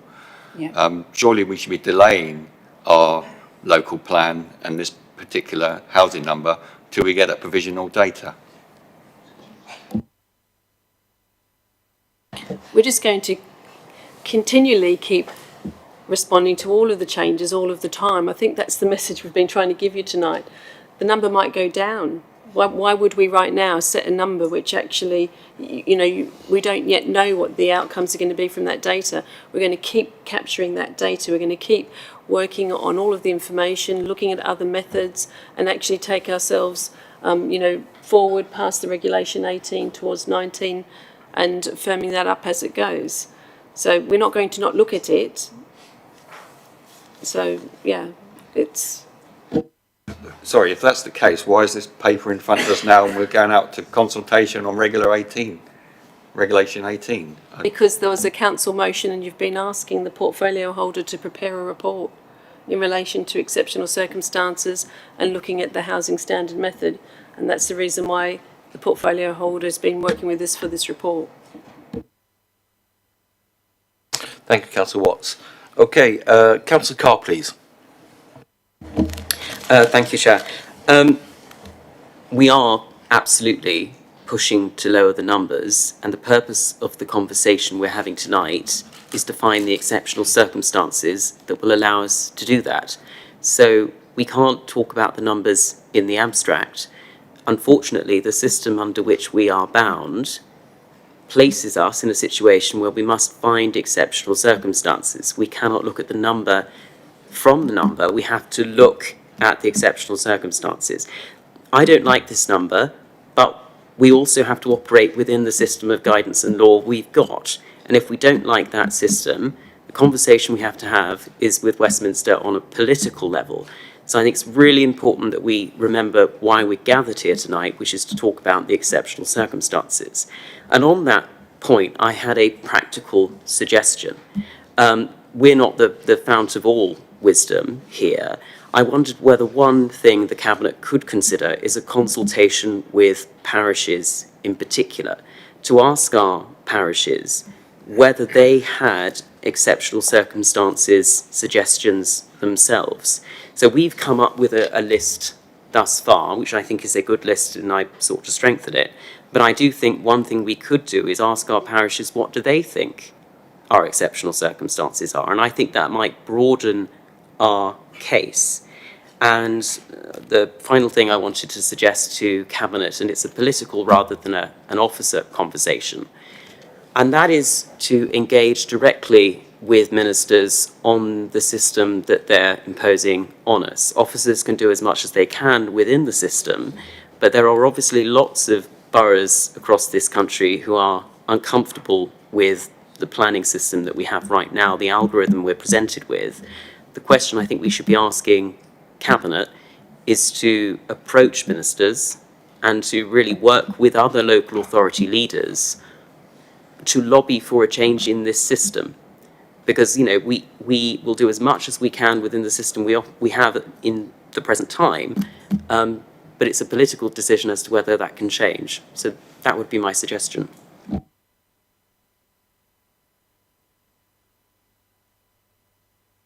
Councillor Vaux.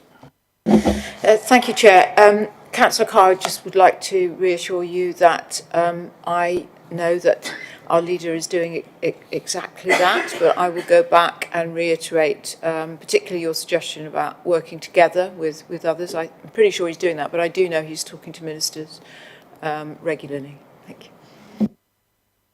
Thank you, Councillor Vaux. Councillor Peters, please. Yeah, I have a question. Sorry, thank you, Chair. It's about water quality. So the council will work in partnership to protect, manage and improve the water quality of the borough's water environment, particularly the quality of water bodies which are currently failing to meet the required standard. So only we are failing to meet the standard. So I know we are trying to push down the numbers from 17,820, but still, though it is 10,000 or below 10,000, so already we are failing to meet the required standard. So the main reason of this failure is the inflow of sewage into our water bodies. So when we get more houses, there will be more inflow of sewage to our rivers or water bodies. So we are already failing, then how we are going to meet the required standard, or how we are going to improve the water quality? So that's my question.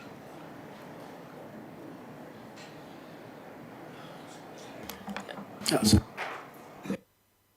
Okay, so that's the first bullet point on the exceptional circumstances case that we would be able to look at. So it will address the question around water quality and infrastructure impact on growth. And I think that's what you're, supporting that as an exceptional circumstance that you'd like explored. So, yep, we can make a note of that.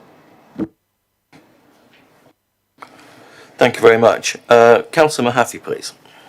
Thank you, Chair. I just wanted to pick up on the comment that Councillor Carr made about engagement with parish councils. And I do appreciate that officers have been going around to parish councils, and I do appreciate that this process has begun earlier than a lot of councils would have done. But I just wanted to share an email that I got from a parish council chairman in my ward this evening. He was going to come along and talk, had to pull out at the last minute. I sent him an email to say, please do, it's always very useful, try to encourage him. And his response was, yes, I get that, but the organisation is hardly public friendly, too inward looking, and exclusive. So on Councillor Carr's point about more engagement with parish councils, fully endorse it. Okay, thank you very much, Councillor Mahaffey. Councillor Golding, please. Thank you. Can I please just check my understanding of the report? Because from what you've written, I understand that the updated 2021 figures are a bit of a red herring, because although all common sense would tell us we're allowed to use them, the government's only interested in the 2014 ones, because they won't let us use the 2018 ones anyway. So waiting for 2021 figures, albeit very sensible from a common sense point of view, actually won't help us from preparing a case that government will listen to. Is that correct? We haven't got certainty as we sit here right now what sorts of changes the government might make in relation to the methodology and what the inputs would be. So you're in a way asking us a question which actually is not within our gift. It's something that's actually set by central government. So it is entirely possible they might look at those figures.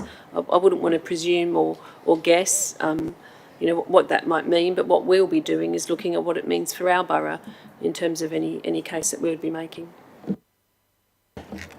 But by the time they get round to working out what they'll accept, we should have the figures, right? So we don't need to wait for them. We can... Sorry, I'm trying to compose my thoughts. So then when are we expecting an update? Because as far as I'm aware, we've been waiting for a planning white paper for about a year. Haven't had any changes to the planning process. Is there one round the corner?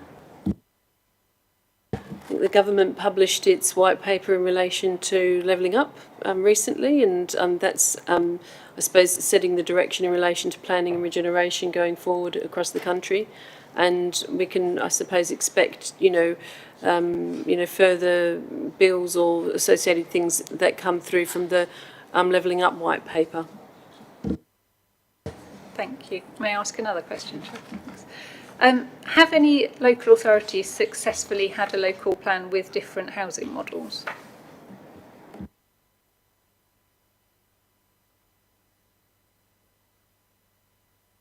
Not that we're aware of at all, no. Thank you.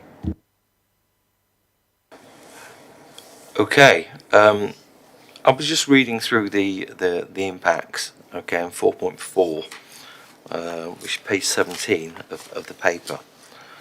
And one of the things, obviously, that is affects both my ward and also Councillor Carruthers' ward is the atomic weapons establishment and the exclusion zone. And I'm just wondering whether that could be expanded more within this paragraph or this bullet point, because I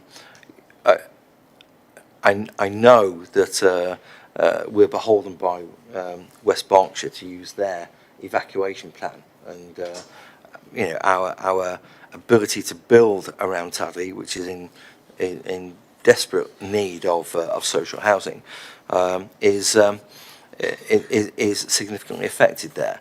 Also within my ward, okay, there are a significant number of areas of outstanding natural beauty, okay, the Woodchip Down area, okay, and sites of special scientific interest, and I'd like to see that list expanded more, because I think that there is a lot more that we can do to say these are exceptions, because we have sites of special scientific interest.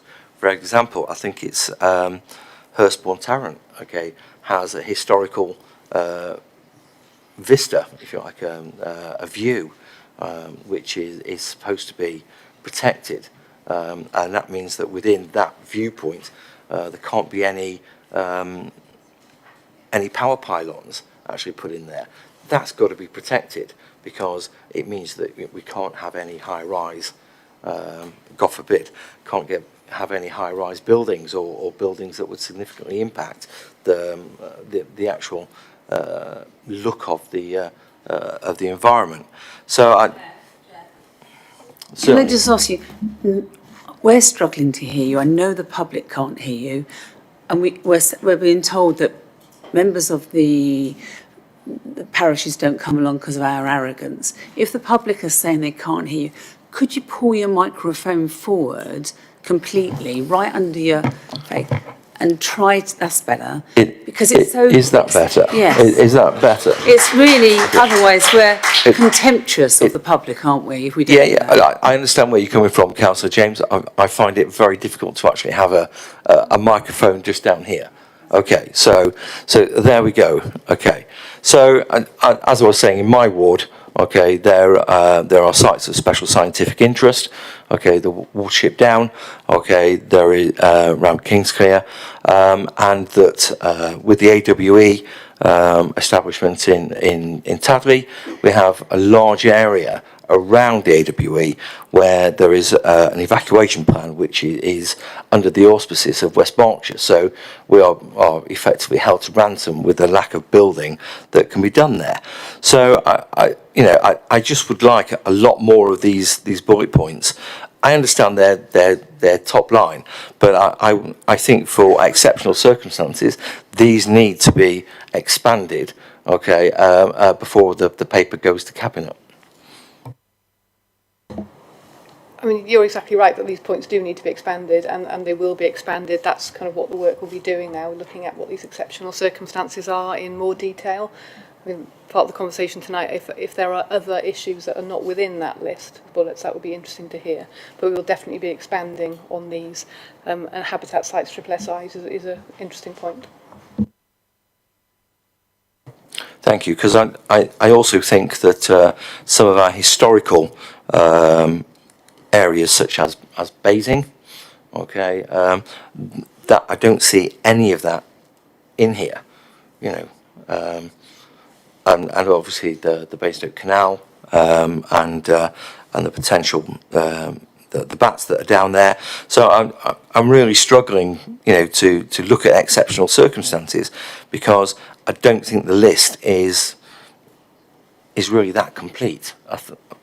I think there are a lot of gaps in it, and I would just like reassurance that those gaps will be filled before March the 8th at Cabinet. So what we're seeking from March the 8th at Cabinet is Cabinet's support or direction for us in relation to what the exceptional circumstances are that they would like us to be pulling evidence in a case on, and that's when there would be plethora of work that would happen under these heading areas. We're not doing that work. It's going to take us months to prepare this case. It's not just actually ideas on paper, it's actually evidenced information to support an exceptional circumstances case that we'd need to do. So we wouldn't be changing that. What we're actually going to be doing is reflecting back to Cabinet what the thoughts are of the EPH members, and that you would like there to be a strong case made in relation to, you know, we've made notes of your points there in terms of, protected views, historical areas, Basingstoke Canal, and obviously the Tadley case, and that's what we would be doing. We wouldn't be doing the work for Cabinet to endorse that work. You would do that at a later date. You will get to see that and endorse that work. What I wanted to also remind members of is, if I can just refer you back to the slide as well, where we do say, and it is something to be really clear, that site constraints themselves aren't necessarily exceptional circumstances. So I appreciate that historical, sites' historical value in itself isn't necessarily an exceptional circumstances for not meeting your housing need. But I'm just reflecting that back to you, which might be the reason why it wasn't included in our report. Thank you. But I think the general consensus is that, while the number has to be looked at, okay, and please committee, correct me if I'm wrong, the exceptional list, even if I understand that site-specific, restrictions can't form part of this evidence, they should. Okay, with something certainly as important as the environment around Hurstbourne Tarrant. Okay, it's a landscape that has been protected and nurtured, okay, since the, as I understand it, the 18th century. And it isn't site specific, it's that general area. Yeah, we've made a note of the protected landscape point that you've Thank made. you. Yeah. Thank you. Is there any more questions from? Okay, Councillor James and Councillor Peter. Could we, as was suggested by the public, could we actually employ, as a very short piece of work, but in a really time-sensitive piece of work, somebody to do a piece of work on the standard method? Because unlike Councillor Carr was saying, it's all about the exceptional circumstances. It's not, it's about the figures. So we need to look at how we could get those figures down. What is it that we can do? Could we bring somebody in that would then, if, I'm not, or do we have capacity in officers to do this piece of work, to look at how we could reduce the standard method and look at the nut figures? What is it that we can do? What would need to be done to get that down in relation to the methodology and how we challenge that? You're laughing, have I said something silly? I'm not sure.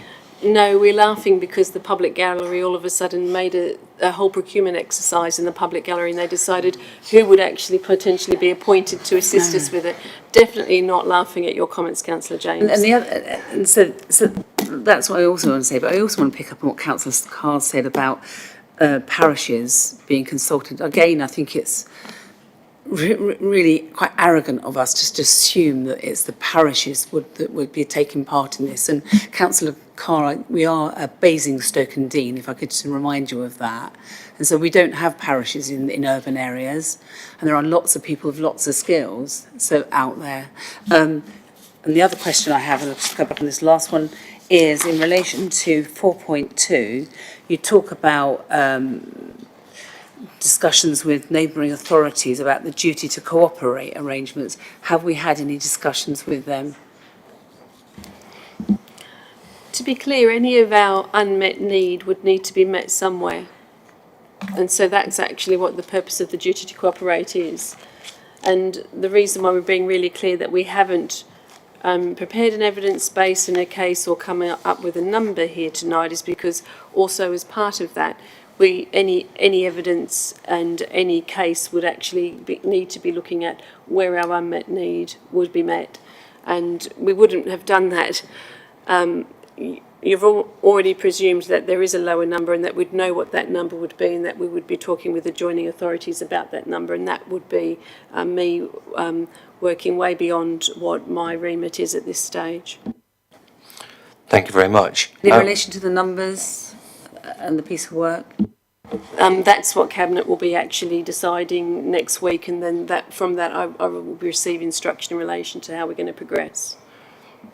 Thank you. Just very, very quickly, you mentioned the duty to cooperate. Have any other authorities around us had that discussion with us? I think across the whole country, lots of authorities send emails to lots of other authorities to see whether they would like to accept their unmet need. And then that becomes part of their submission as part of their local plan examination. And that happens, all across the country. So I think it's a fair generalisation to say that that would be one of the things that, you would need to do. As to where you would find an authority that would accept all of the unmet need across the country, I think that's probably the stress that, nationally compromises our delivery of homes, doesn't it? Thank you. Councillor Peter, please. Thank you, Chair. My question is about climate change and carbon footprint. So our council is committed to reduce the carbon footprint to support the climate emergency declaration and ecological emergency. So, and we are planning to achieve the carbon neutral target by 2030. So when we build all these houses, definitely there will be a significant negative impact on the environment and climate, and definitely we will be producing more greenhouse gases. All these things is going to happen. So then how we are going to achieve this target of this carbon neutral by 2030, 2030. So that's my question. That relates to the next item on the agenda, Chair. Thank you, but maybe it's also an exceptional circumstance that, trying to ensure that we are carbon neutral.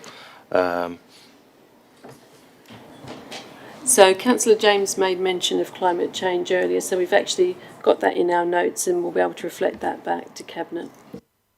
Thank you. Does anybody else have any more questions? Councillor Carr. Yes, I think it's worth clarifying that, of course, this borough of Basingstoke-and-Deane is parished and unparished. And obviously I represent a ward which has 8 parish councils and 1 parish assembly. And in suggesting parishes, I am speaking for that part of this borough. However, if there are community organisations in Basingstoke with whom Councillor James is familiar, who would like to contribute to this consultation I'm proposing on suggested exceptional circumstances, that might be a useful conversation. But I don't think this is the forum for sort of cheap political points. Thank you, Councillor Carr. Okay. Does anybody have any more questions? Councillor James, you seem to have a plethora of questions. Anybody at all? Councillor Dillon. Just reiterating what Councillor Carr said, what's the best way for experts from across the borough to put forward any ideas that they have? How would they do that? The Regulation 18 consultation, because actually that's going to enable people to make comments on specific policies, on specific site allocations, and views in relation to alternative approaches. So what does that mean? So how will they contact you or make you aware of things? Is there an email or something like that?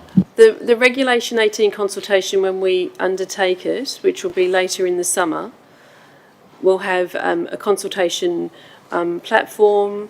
There'll be a consultation, I'm going to say portal. They'll be able to make comments on individual policies or the plan as a whole or specific points. And it's actually be able to be done electronically via the consultation platform that we're establishing for that Regulation 18 consultation.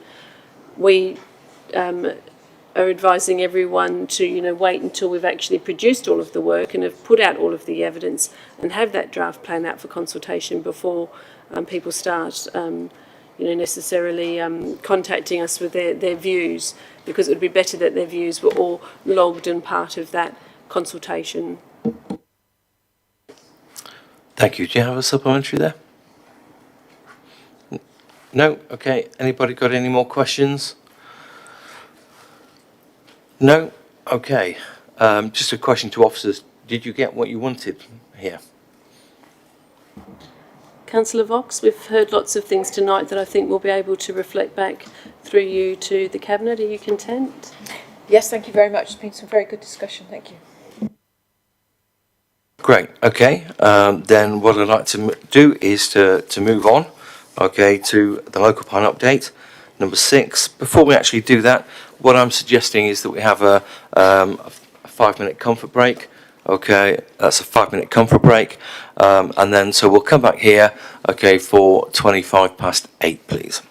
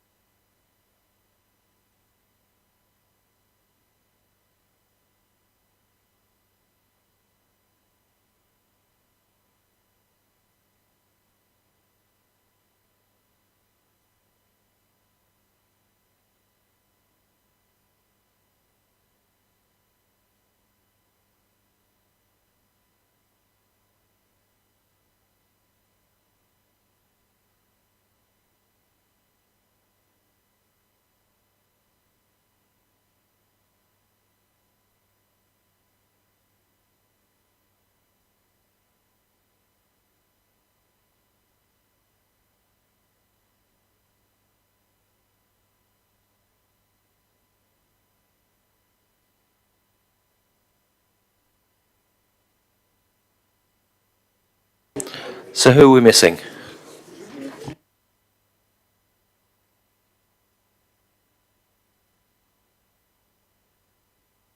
Just have to wait for Democratic Services to come in.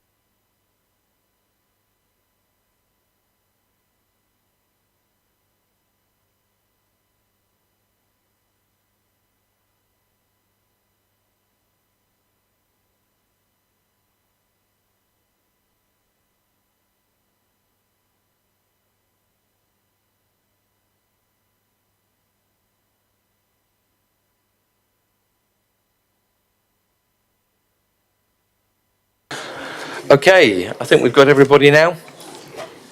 So looking at item number 6, local plan update and the draft policy framework, what I'd like to do is I'd like to call some speakers forward. Okay, and we'll start off with Councillor Follett-Maitland, please.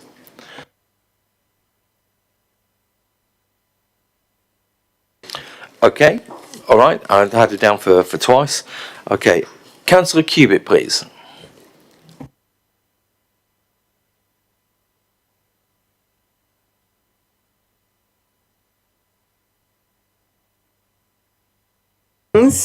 Before the clock starts ticking. Firstly, in relation to the census data, it explicitly says on the government website that the census data is available May to June 2022. That's what it says on the government website. You can have a look at it. Secondly, as a point of clarification before I even start, I'd also like to say there was a reference made in the previous item that at the MAP meeting for water, that we, the members, were shown a draft of the water cycle study. We were not shown a draft of the water cycle study. That is an incorrect, inaccurate statement. We were shown a very brief précis. And I have a fellow member here tonight who was with me at that MAP who attests to the same thing. Right. So, okay.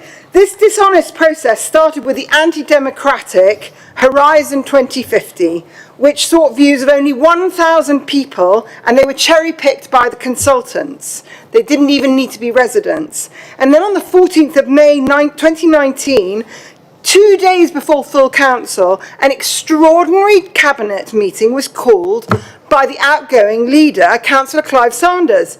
And it had one agenda item, and it passed a recommendation to council 2 days hence to review and update our local plan. At that time, we had a 5-year housing supply, and it was not evident to the members that this extraordinary agenda item was to authorise the wholesale rewriting of our policies. The knock-on effect was significant, not least of which these wholesale changes to the policies render all the neighbourhood plans redundant, which in turn requires them to be rewritten. We then had an issues and options consultation, which had only 359 respondents in total, of which only 250 were residents. That means that these 2 documents alone are based on 1,359 respondents, which then serve as the linchpin for all the changes to the policies. The local policies were then rewritten behind closed doors with a hand-picked group of councillors, and I was explicitly excluded from these maps by Councillor Ken Rattigan, the then leader. Most of the comments made by the hand-picked councillors have been ignored. Wholesale changes are presented in Appendix 3 as being requested during the above non-consultation process based on 1,359 respondents. Most disturbing of all is that Orwellian newspeak remains much in evidence. Page 85 of Councillor Bounce Forward in this agenda item states the LPU will set the planning future growth in the borough with policies to ensure climate change is at the heart of all future change, and that communities are beautiful and sustainable, and that our environment is protected and enhanced, supporting the ecological emergency declaration. This wholesale rewrite of our adopted policy sadly does the opposite.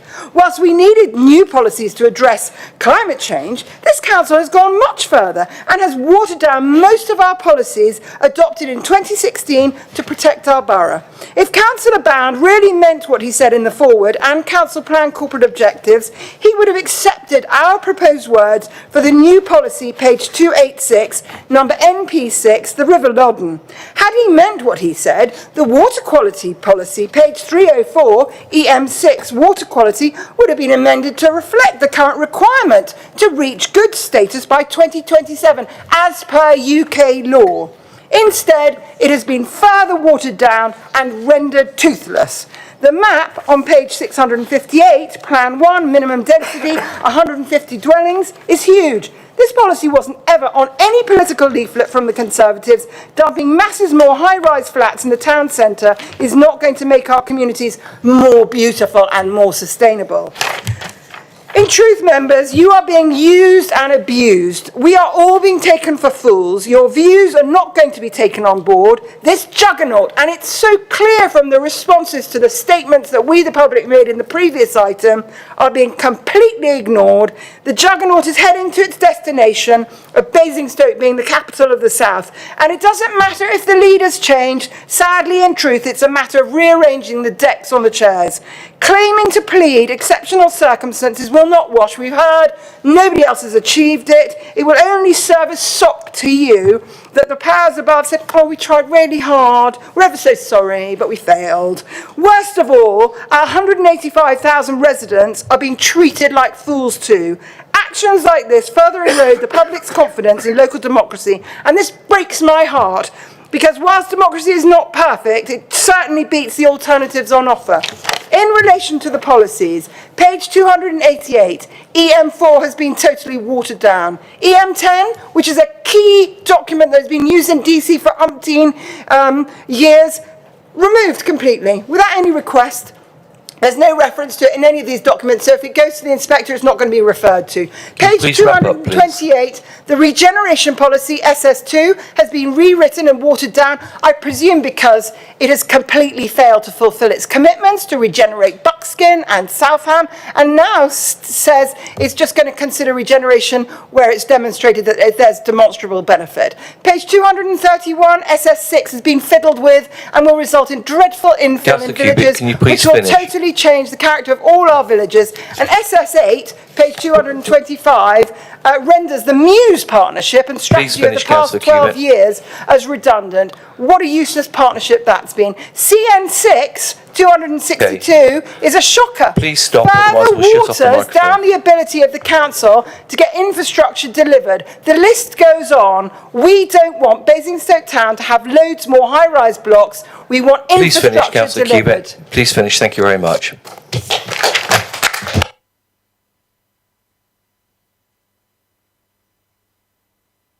Okay, can we have Councillor Tomlin, please?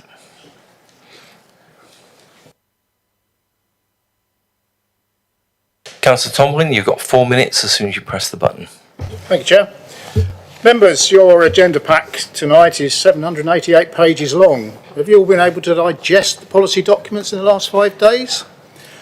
I want to share with you my local plan journey so far. I was and am, if you like, part of the Local Plan Policies Member Advisory Panel. Originally, we started examining policies by policy, but the time available was impossible to do justice to it. There was much debate. The portfolio holder stopped the process. Policies were then sent to the MAP members individually for home working, constantly changing as work in progress. It was chaos. A further summary review meeting at the end of it did not work out very well either. I, with some colleagues, worked for many hours reviewing and commenting, submitting comments only on those policies that had been issued to us. Officers produced this list here with comments to all the issues we raised. I don't know whether members have seen this. I would say possibly 90% of our comments were disregarded, as there is little change evident in the policies that are presented to you in your reports pack. New policies emerged late, such that MAP members were not given time to review them, such is the rapid pace of this process that we seem to be following. We did get agreement that some of the green policy boxes will be reviewed by QC Council to check robustness, and a few words might be changed here and there. This committee has not seen the town centre policy yet. It's withdrawn from tonight for a separate review at your next meeting. The policy focuses on thousands more high-rise flats being built in the town centre. The policy reads that the development will be typical mid-rise up to 6 storeys in height, with the potential for taller buildings nearer the station, including the malls. The policy calls for intensification with at least 1,500 homes and 300 for Basing View. None of this strategy has been agreed by council. The town centre plan is still incorporated, however, within the densification policy MP15. Many consultation documents, as we've discussed, are still not available. The water cycle study, the new River Loddon policy is welcome, but it needs work. Transport strategy, the mass rapid transport, that's like a fabled unicorn. Specific borough regeneration policies and targets have been simplified from the existing local plan policies. Water supply companies saying that the only way to satisfy housing growth is by water rationing. We are in a water critical zone. Look at Chichester, West Sussex. They have a moratorium on house building as their fenland is being drained too fast to supply drinking water, supported by Natural England. It should be the same for our borough. Sewage companies agree that works are needed to increase the network capacity, but their work only starts once planning permissions are given, and each scheme can take a minimum to 2 to 3 years to deliver. There's not a cat's chance in hell that these projects will be delivered to match our current housing forecast by 2030. And in June, EPH, you guys, will consider the spatial strategy to set the final piece of the jigsaw. It's essential that policies should be set to match this strategy, not the way round we're currently doing it. There's Tadley's 1,000 homes allocation. Where will that go? Why are we completely rewriting this plan? Creating a new plan against an old, sound plan that merely needed policy tweaking regards climate and ecological emergencies. A rewrite every 5 years is not what is legally required, but the Basingstoke Capital of the South growth agenda has forced this situation. So once again, I request that this committee considers a need for a pause, as other authorities have done. Support reassessing the numbers using these extra statistical data we're talking about coming from the new census. Reword our policies, removing the text that lets developers off the hook and is seen as permissive. Sort the missing policies and agree special strategies once numbers are confirmed. Plus, get these missing reports in so that you guys can make informed decisions. Can you finish, please, Councillor? Thank you.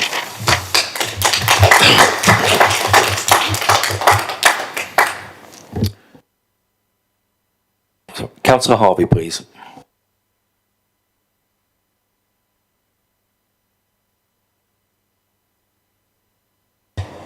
Thank you, Chair. These draft policies present this council with a dilemma.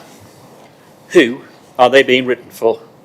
I've sat on DC over many years, and I've been consistently frustrated by the way policy does not help residents or councillors, but acts as a permissive tool for developers to ride roughshod over our communities.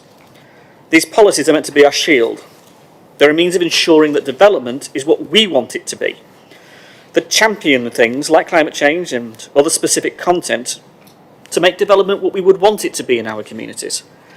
NP15 on density talks about the intensification of Basingstoke Town Centre and of the accessibility of Brighton Hill and Chinham district centres. It goes on.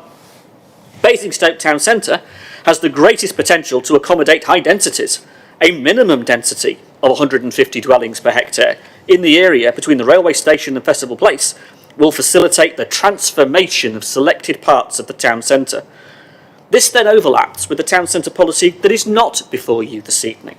The policy reads that development will be typically mid-rise, 6 storeys, with the potential for taller buildings nearer the station, including the malls. The policy calls for intensification. NP15 calls for the densification of the town centre. The door is left open for taller buildings, and despite the language used to justify the change in policy, talking about the gentle, character-driven approach, the policy allows developers to come forward with proposals for tower blocks. The administration has absolutely no mandate to transform the town centre like that. A further example is SS2 that talks about regeneration, talks about garage blocks, and suggests these areas could be better used. We know that some developers and partners have their eyes on those garage blocks for densification, for pushing the idea of refurbishment. That is the idea they want pushed so they can change those areas to densify those communities. Those communities don't want that densification. The idea of a minimum urban residential density isn't even written in the NPPF, so why in the world are we floating it, and what the hell is 15-minute neighbourhoods? Because that totally encourages densification in those communities. The NPPF doesn't require a minimum, and nor should we be pushing it. If we can't have maximums, why in the world are we pushing minimums in our urban areas, let alone the rural communities, but in terms of settlement policy boundaries? And those settlement policy boundaries that are being talked about will be of concern to those rural communities, I'm sure. So it's right the way urban and rural are being affected by these policies, and they are permissive and open the door to planning. I would just say something else on the census issues, really, because it relates to this and these policies and why we have them. The ONS figures now point to births and deaths in 2025. That data is out there and available. So, of course, adopting our plan in 2024 gives us the opportunity to use the data in 2025, and surely why would you not take that data and use it? Quite clearly, Basingstoke will be able to have actual survey data, not estimates, not figures based on 2009, but actual survey data of the census in May. We can form projections based on actual people's responses, not estimates. And that way, using the Chelmer model, we will actually have the ability to have a sound assessment of migration into our borough, clear, understandable figures to challenge the figures being presented by the standard method that will stand up to an inspector scrutiny in 2024 through EIP, because that inspector will be legally bound to follow them. And if you think an inspector isn't going to be legally bound to follow them, try and make the argument for 2009 figures and make that stand up to legal scrutiny, because it isn't. We are setting ourselves up here if we do not move this tanker. It is heading in a direction that will result in the very thing we do not want. So, colleagues, please consider this as my final comment on these matters. I don't want a tame DC committee. I don't want a DC committee that is doing as it's told in terms of policies. I want a DC committee that can stand up for our residents, that has power to do something. These policies will hamstring a DC committee because they are permissive. Do not go there. Do not do that. And don't allow this meeting this evening, Chair and members, to be used as some endorsement of a consultation process that would result in doing the very things we do not want in our borough. Please do not go there. Thank you, Councillor Harvey.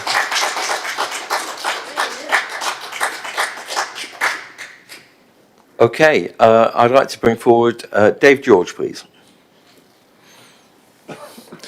Just for the gallery, I appreciate, I had a comment earlier in the break that it was very cold. The temperature has been turned up. Okay, I don't know how quickly it will respond, but the temperature has been turned up. Dave George. Sorry, it's a slip of the tongue there. Okay, your 2 minutes starts when you press the button. Oh, okay. Well, thank you. I was reminded that a few in this chamber may not know I am, so I will just say that I am basically a chartered geologist. I'm a hydrogeologist with over 40-year experience in water resources and contaminated land and water and things like that. So I really want to speak to my subjects, if I may. Okay, look, can I just say I really welcome policy NN6, which is focused towards protecting the Loddon, and I fully understand that. You've mentioned that both the test and the Loddon are subject to very sensitive areas, but I see nothing there for the test whatsoever. So I did have a look at the policies and say, what would apply to the test? And really, as Councillor Harvey says, is look from a DC perspective about how these will be used in practice. Now, I'm amazed, actually, when you get down to it. We've got a couple in there. The first is MP5, which is aimed, it gives a sense of security here. We're going to prevent nitrate contamination because it affects the Solent. Well, that's great, but it's not going to help the test whatsoever, frankly. The reality is that the test has got twice the European standard level of nitrate in it already, and the only thing that's stopping it going to nutrification is actually the lack of phosphates and some other micronutrients. Now, those are present in abundant quantities in sewage effluent, so they could be, if we discharge that at the top end of the test, where's the offset going to be? Well, the offset's can be anywhere. It can be well downstream. So, and it's only going to look at nitrates, not phosphates, other chemicals which have recently been downgraded the river or anything. So, in practice, it's going to have absolutely no protection on the test whatsoever. It really isn't, actually. Otherwise, if we have a look at that, then going on to the other one, which is the M6, which again is a good favourite one here, but there's a problem here. Again, in the Test Valley, nothing discharged directly to the river. It all goes to groundwater. So no protection because there's no discharges directly to the river itself. You can please wrap up, please, Mr. George. Looking at the groundwater very quickly, it's already poor. You've got to prove that it's going to be downgraded by one category. If it's already poor, it can't get any lower. So there's absolutely no protection to that. And once the groundwater is contaminated, it flows. 97% of it is the makeup in the river test itself. So no protection. Thank you, whatsoever. Mr. George. Thank you very much. We'll leave it there. Thank you.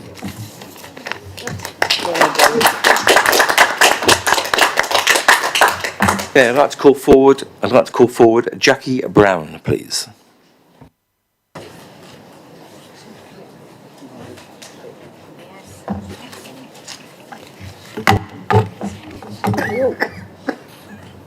Welcome, Ms. Brown. Okay, your 2 minutes will start when you press the button.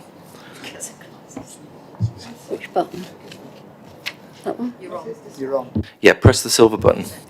Good evening, Jackie Brown, Whitchurch Conservation Group. My focus is policy EP5, which is extremely important to Whitchurch. My early career was tourism development, and I led the move to gain Walkers a Welcome accreditation for Whitchurch, the first community in Hampshire to meet the criteria. 2 or 3 weak paragraphs equals a weak policy, and I'm afraid this is what we have. It misunderstands tourism and shows little understanding of trends and growth areas within the industry. My criticism is more about what's not included. Walking and cycling. Natural England pre-COVID figures show the biggest growth area for days out in England was walking and meals out.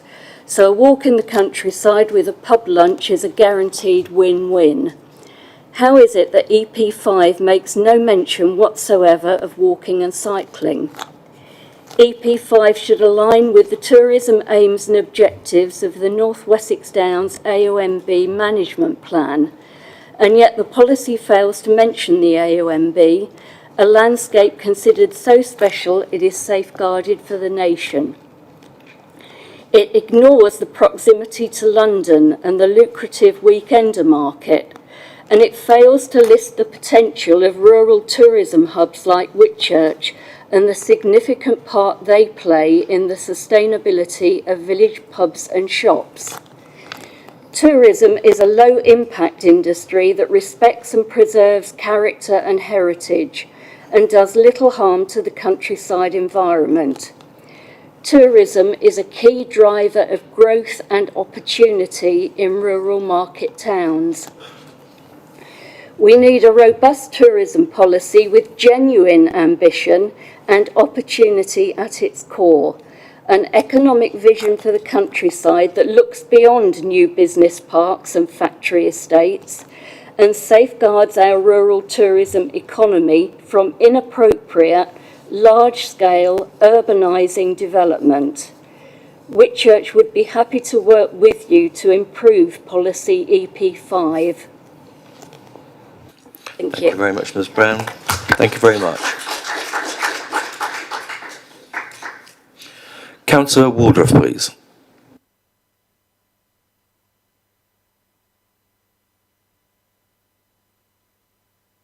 Councillor Waldroff, you have 2 minutes as soon as you press the button. Thank you. I'm Councillor Tracy Woodruff and I'm the Chairman of Whitchurch Town Council. I'm also Chairman of its Neighbourhood Plan Review Group.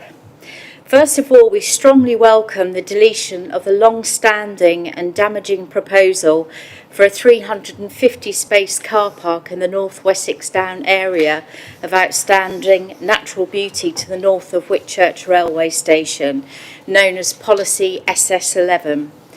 This is a direct result of a more suitable site being found south of the railway, close to the station booking hall, outside of the A&OB. This was negotiated by the local community as part of the neighbourhood plan process, together with a mechanism for its early delivery. It is the subject of a reserved matters application now before this council, which has attracted the full support of local people with not one single objection from residents. This demonstrates the power of neighbourhood planning, which must be respected throughout the local plan update process and lead to real, not token change. Secondly, we strongly support core policy CC1, which seeks a carbon neutral, climate adapted borough. However, the policy needs strengthening by requiring a quantitative carbon neutral budget to be submitted with every planning application, demonstrating the development's carbon neutrality in construction and use, with penalties for non-compliance through time. This should apply to all sizes and types of development throughout the borough, and as a result will remove from developers and land speculators the token use of carbon neutrality as a weapon for threatening protected national landscapes and designations in the western part of the borough. It would give further weight to policies EM1, EM4 and MP5 in supporting the future health and prosperity of Whitchurch, the borough and its residents.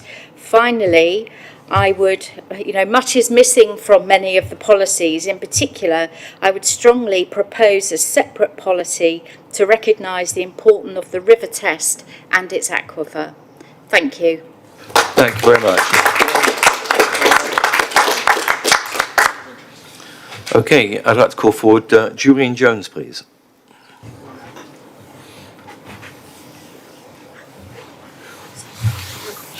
Julian, you've got 2 minutes from when you press the silver button, please. Right. This is a major rewrite of our policies and not the revision we were expecting. New policies on climate change, energy standards, sustainable design, renewable low-carbon energy generation are welcome, but I believe more work and wider consultation is required to aid their interpretation and enforcement. The large volume of development on the southwest of the borough will present significant challenges to these policies. Water has to be pressured to reach locations 80 metres above the level of the town centre, and foul water from the new developments will like foul water from Beggarwood, Hounsome Fields and the Basingstoke Golf Course, have to be pumped back over the ridge to from the Test catchment to the Loddon catchment. This will require energy to sustain these dwellings throughout their lifetime. The peaks in the pumped water will stress the old sewers and cause more leaks, with school children wading to school through the sewage. These locations also require high levels of carbon-hungry private transport and have limited opportunities for commuters walking and cycling to work. But in the limited time I have available, I will focus on policy CN5 infrastructure. The large volume of housing development proposed in the draft plan would require major upgrades to the borough's existing infrastructure, plus delivery of new infrastructure such as charging points for electric vehicles and 5Gs. These do not appear in the infrastructure listed in the policy, though there is reference to 5G in the supporting narrative. There is no mention of EV charging. Sadly, Hampshire has failed to provide any practical guidance on the location and charging points, and the needs of people with disabilities are ignored. Developers should be required to identify locations for service infrastructure, electrical substations, mobile communication masts, broadband cabinets, to ensure these facilities are accessible and can be maintained and do not intrude into footpaths and cycle routes. There's a lot more work still to be done on these policies, and this work cannot be rushed. Thank you, Julian.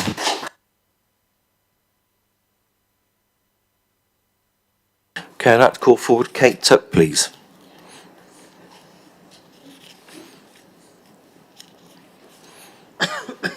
Evening, Kate. You've got 2 minutes from when you press the button. Kate Tuck, Solve. Inevitably, one is left reeling from the forthright oratory of Councillor Cubitt, but I'm going to pick you back up. It's all very well what Councillor Cubitt says, but what will you do to change the direction of travel? I'm hearing a complete disconnect between what I read in this paper and the leader's statement. I find this more than worrying. You were elected by 185,000 residents in the borough, not just the 1,350 odd that responded to the consultations or were selected by consultants. So what can you do? I'm going to suggest 3 things. Point 1. The 2021 census data will be released in late May. You must insist that this data is used for Basingstoke and Deane. This is entirely reasonable. I'd like to see the legal challenge that insisted 10-year-old data was superior in accuracy or quality to 1-year-old data. Point 2. These plan policies must be made more robust. We have eroded any strength from our previous policies. This is a developer's charter, and they must be rewritten to support Councillor Bound's forward. That is, policies to ensure that climate change is at the heart of all future change, that communities are beautiful and sustainable, our environment is protected and enhanced, supporting the Ecological Emergency Declaration. Point 3. You are requested to consider what we want the policy framework to achieve.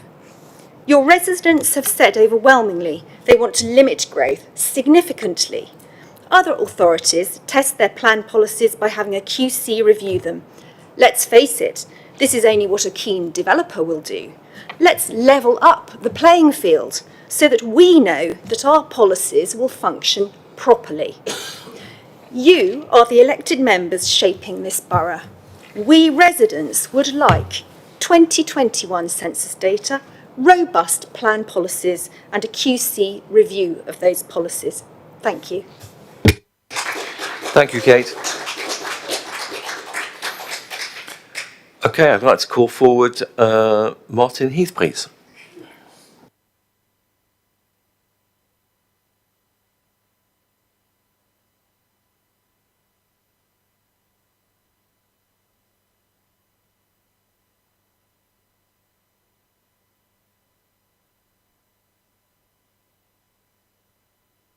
Okay, Mr. Heath, you've got 2 minutes from when you press the button, please. Thanks, Chair. Well, I was perhaps going to support one of the policies tonight, which is perhaps unusual given the rest of the speakers, but the CC1, carbon neutral and climate. I mean, I read that with some great delight and indeed enthusiasm. There it was in black and white. This policy will enable the borough to become carbon neutral by 2030. This will require radical, rapid reductions in greenhouse gas emissions. I thought 10 years of campaigning and protesting by me and many, many others in the borough have finally borne fruit. But I think my hope began to rapidly ebb away when I started to read the local plan.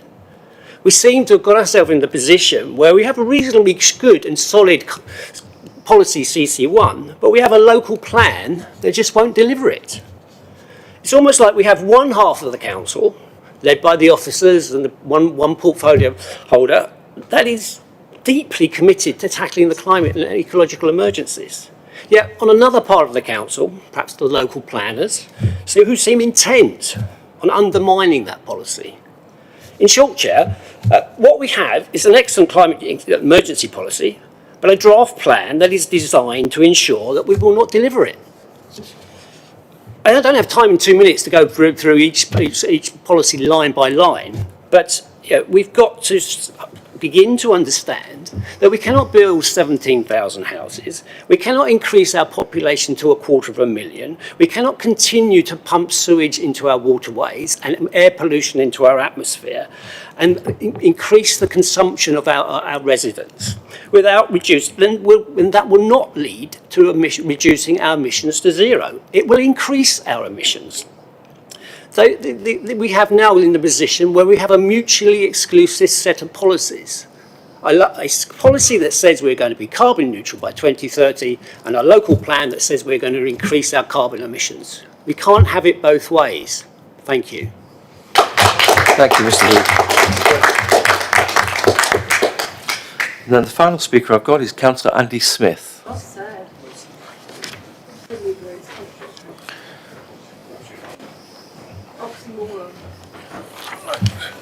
Welcome, Councillor Smith. Okay, your 2 minutes will start when you press the button in front of you. I think it's on. Can you hear me? Is that okay? Yeah. Okay, good evening. I'm Andy Smith, a Whitchurch councillor who is part of the Neighbourhood Plan Update Group and involved with the Whitchurch Conservation Group. I'd initially like to make the point, a general point first, if I may. A lot has already been said on this subject, but I'll add my two pennyworth as well. It appears to many of us that the ambition of the Horizon 2050 vision is informing and underpinning this local plan update. It's like a supertanker whose predetermined course is very difficult to alter. There is also a shared view that the housing numbers should not be inextricably linked with the economic ambitions of the Horizon 2050. I respectfully suggest that this, as part of the efforts to reduce the overall housing numbers, reference to housing expansion is decoupled from the economic vision. Moving on to agenda item 6 and comments relating to specific priority policies, MP5, as Dave George has already alluded to, concentrates on the Solent end of the test. And whilst there's a great deal said about the Loddon in terms of policies in MP6, what I think we need is also an MP7 to address the upper test corridor, which provides similar protection. Moving on to EM4, which classifies the River Test and Loddon corridors as biodiversity priority areas with connectivity and improvement through biodiversity opportunity areas.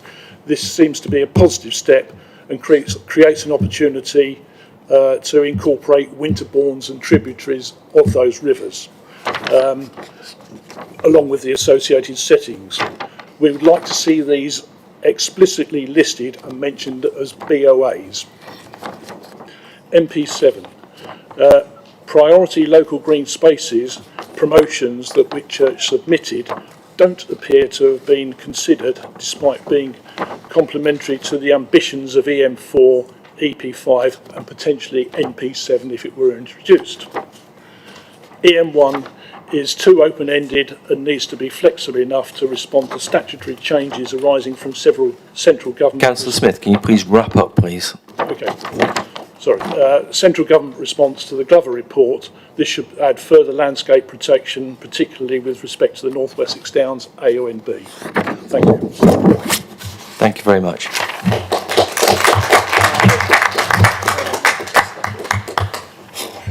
Right, so that concludes all the speakers tonight. I would just like to say thank you very much for attending and also giving us all your viewpoints.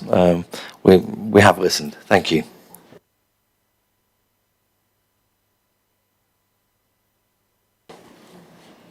Okay, what I think I'd like to do is, obviously we have a lot of policies to kind of go through.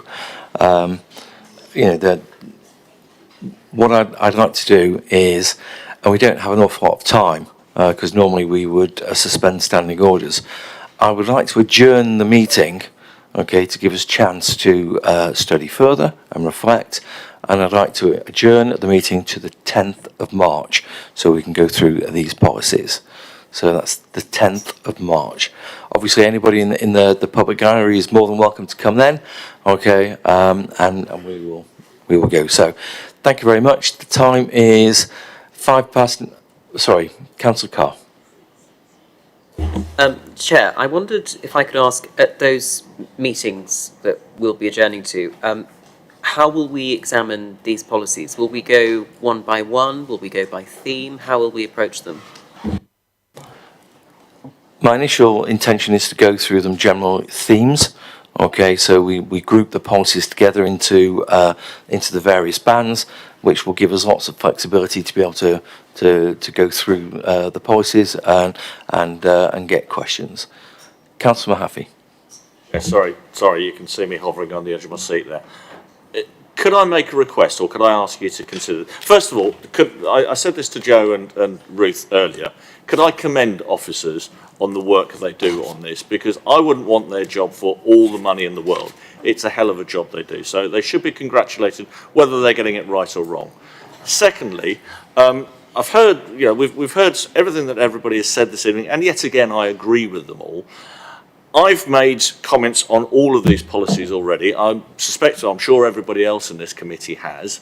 But what Councillor Harvey said earlier is exactly true. These are the only weapons we have against development. And we're all agreed we don't want massive development.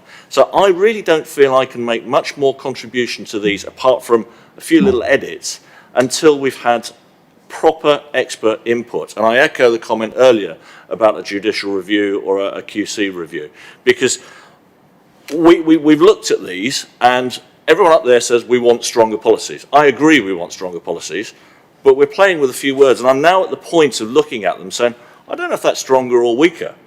And that will only be tested when it goes to DC and developers get their lawyers arguing with us, and I'm not a lawyer. I've sat on DC, I've been on that, we've all sat on DC, and we've been on the brunt of it.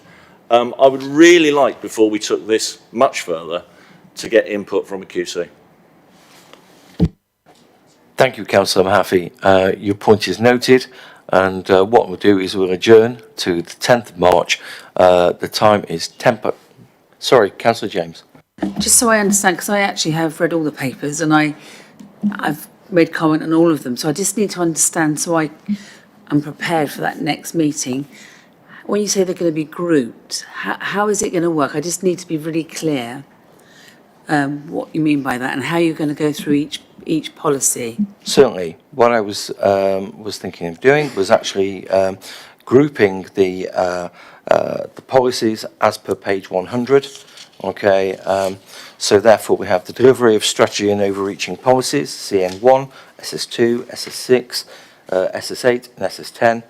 Then we have a group called community needs, which is CN1, CN2, CN3, CN4, MP3, MP4, CN5, CN6, CN7, CN8, and CN9. And then we have the environmental management and climate change policies, EM1, EM2, EM3, MP5, MP6, EM4, EM5, MP7, EM6, EM7, NP8, MP9, MP10, MP11, MP12, MP13, MP14, MP15, EM11 and EM12. And then finally, the last group is supporting the economy, which is EP1, EP2, EP3, EP4 and EP5. And then what we can do is, if we take them top line, we get people's views on the individual policies, okay, and then we can go deeper when we need to. Councillor James and Councillor McCormick and Councillor Watts. So are we looking at the first document, or are we going to look at the second document where there's the existing local plan and the changes that you've made? Because that, for me, would be helpful to have the discussion at that point. I agree with you, Councillor James. Okay, in the fact, what I was sorry, if I can just finish. What I would suggest is that we use the track changes document, because what we have is basically a clean document, which is all the new policies, and then we have one with all the changes. So that will be page 220. You'll Correct. be going. And can I ask, in that, will we be looking at, because it's not a policy, but policies that were policies like EM10 that don't exist now but were a policy? If you wish to actually mention those, okay, and the reasons why you think they should be still valid, then Could I happy ask to. the officers maybe before that meeting, you could send it round to us. Could you show us, in relation to EM10, I think you made reference to this, Joe, before, where it is within so you're saying that, because we've all found this really useful in relation to DC, if we want to object to a planning application. So where is it in where is EM10 within these, you said that it's here, just so that I can tick it off and say, yes, it's it. I'm struggling to find it. If you could help me just do a map? Is that possible? Or, yeah. Yes, I think that will be done. Councillor McCormick. Just really point of clarification on the grouped policies. We heard tonight that policies have been deleted and concern was raised about that. What would be the opportunity for us to discuss deleted policies with a view to their possible re-inclusion? Ruth O'Mara. So we have prepared a really short presentation in relation to this next item, and as part of our conclusion we were going to run through the appendices and actually strongly recommend to the committee that you actually use Appendix 2 for your consideration. And what Appendix 2 has in it is if there is a policy that's deleted, it appears like deleted in Appendix 2, and it would enable the committee to at that point, you know, actually raise those comments back to us. I'm not sure if it would be beneficial for me to actually do that presentation before you adjourn tonight, so that it gives members some framework in relation to the meeting that would be coming back to. I don't see any harm in doing that, but Councillor Cormick, you had another question. Well, it was just I suppose I better declare an interest really as a member of DC. It was mentioned tonight that DC, a risk as expressed by the current Vice Chair of DC, that DC may be hamstrung in its policies, and the Head of Planning will know that policy EM10, which was mentioned as one for deletion, has been used on quite a few occasions in the past with DC to refuse applications, often against recommendation, and when those applications have gone to appeal, in many cases the decision of the committee has been upheld.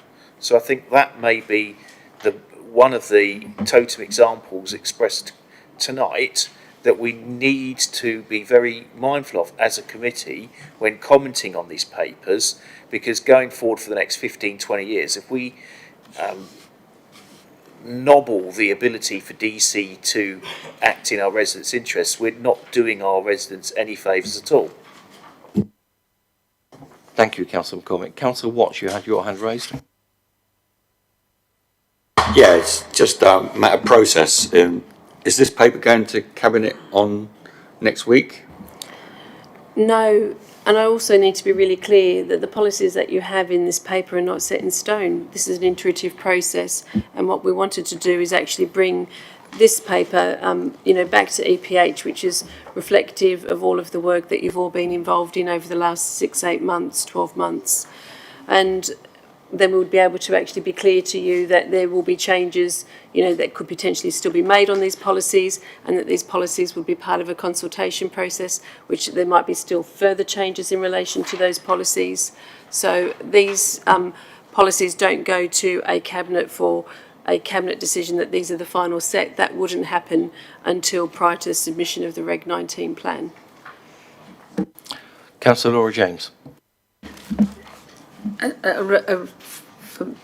think for the public, I suppose, it's the policy EM1 and EM2 aren't before us tonight. I wrote to you, Ruth, and copied all the members in. I don't know if I copied all the new members in. I'm not sure I did or not now. But I just want to understand, Ruth, you're saying that we're going to have a discussion on the town centre strategy on the 17th of March. This now is coming back, this paper is coming back when in March? The 10th, I would adjourn to the 10th. To the 10th.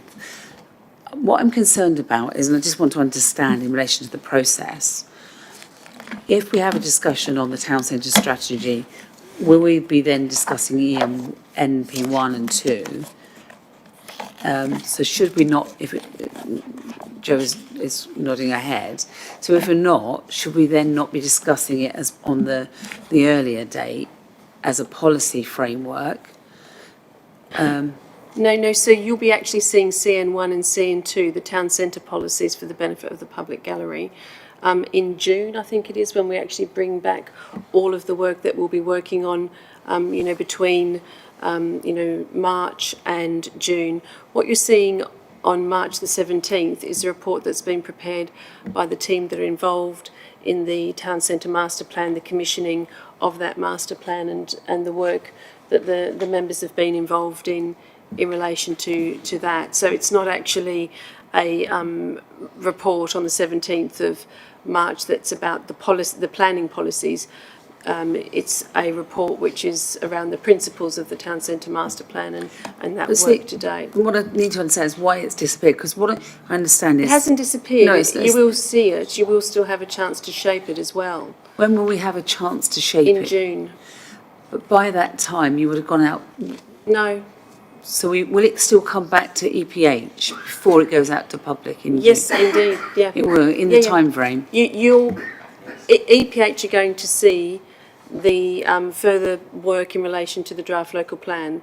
There's going to be further reports with EPH before we're out to Regulation 18 consultation. If we're not happy with that and what it looks like, will there be time to change that policy? There's time to change the policies before Reg 18 and after Reg 18. And I just wanted to sort of say that that would have been clear with the presentation that we've prepared for this item. Thank you. Great, thank you. Councillor Watts. This town centre strategy, there's nothing in the work programme mentioned on the 17th of March, and there's nothing on the council calendar. Is EPH looking at that town centre strategy? EPH is looking at that town centre strategy, and it's been slated. Okay, the paper's been... I saw an email that was given Correct. to Councillor James in the week, but there's nothing on the website and nothing in these papers. Well, I was aware of an email that was sent around by Ruth O'Malley that actually said that we'd be having a look at that on the 17th. So the work programme is constantly being updated. Okay, it will be there. Okay, you also notice that in the current work plan there was a couple of items that had actually fallen off. Okay, so that's being worked on right now, and we'll have that sent through, because there was only something in the work programme for the for June. Basically, what we needed to have is the COVID-19 update, which was supposed to have in February, and then we'd also have the housing green conversion motion that came to cabinet. Okay, and then there'd also be the green open spaces, which has been slated for July. Okay, so there's plenty of work for us to do. Okay, I'm just sorry that it hasn't quite made it to this work programme, and I'll be investigating as to why it hasn't afterwards. But please rest assured, okay, that we will get that sorted out, okay, for the next, okay, meeting, which is March, the adjourned March the 10th. I only found out that the work programme wasn't correct, okay, when I picked up the papers on on Monday. Okay, so that's the reason why. Okay. Sorry, Chair. Can I just clarify? Because, like Councillor Watts, there's nothing in my calendar. There doesn't seem to be anything on the council website about the 17th, though, specifically. I think that's the first I've heard of it. I'm not sure if any other members have it in their diary for the 17th. No, that's something that Ruth O'Malley sent out on an email. Chair, I have to say, yesterday I just said yes to a meeting with our community on the 17th. We do need to get more heads up on these things. It's unacceptable. I'd much rather be talking to residents than locked in here, to be honest. Point taken. Okay, so just very quickly, how long is your... I'm sorry, I just want to clarify. Sorry, Councillor James, I was Ruth, just about to ask a question. Okay, Ruth, how long is your presentation going to take? I'm sorry, I'm trying to look. Okay, okay, so Ruth, how long is your presentation going to take? I'll make my presentation as succinct as I can. I just thought it would be quite useful to do this short presentation in advance of maybe adjourning. And I'm happy to redeliver it on the 10th, but it would have just helped in terms of providing a little bit of a framework for that next item. Would that be helpful, or would you just prefer I didn't? We're talking 5 minutes. I don't really talk that long when I talk. I'd like to see your presentation if the committee are minded to agree. Okay, so we'd like the presentation, please. Okay, all right. Sorry, can I just clarify about the what's coming back? We're definitely having the town centre presentation on the 17th. I just want to clarify that. Councillor James, just to clarify, that at the moment, I asked for a couple of dates, okay, that we could potentially have adjournments to, because we need to go through these policies. Okay, the first one I was told was the 10th, okay, and then the second one was potentially the 17th. If we haven't done all the work on the 10th, we will then move to the 17th, and then the town centre strategy will move back.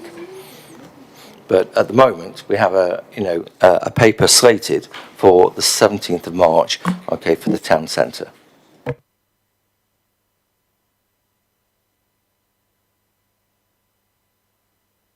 Okay. All right. So, members, item number 6 is really all about the planning policy framework. And I wanted to just throw up this slide just to try and assure members how early we are in the process. And in terms of the darkest green box on the right-hand side, because I don't have a pointer, I'm unable to indicate to you that we are actually at the very beginning of the process, which is basically developing your emerging local plan. And that's the point that we're at, and we have actually got steps ahead of us which will start the process around consultation. And as you can see, the process goes on and it leads to Regulation 19, independent examination of the plan and consultation on any potential proposed changes. So there's quite a number of steps in the process for the creation of the local plan. And I wanted to just present that slide to give some assurance to the public and members that actually we are at the start of the process. In terms of the appendices that you have with you, appendix number 3 is actually the pro forma process that we've been through in relation to the review of these policies.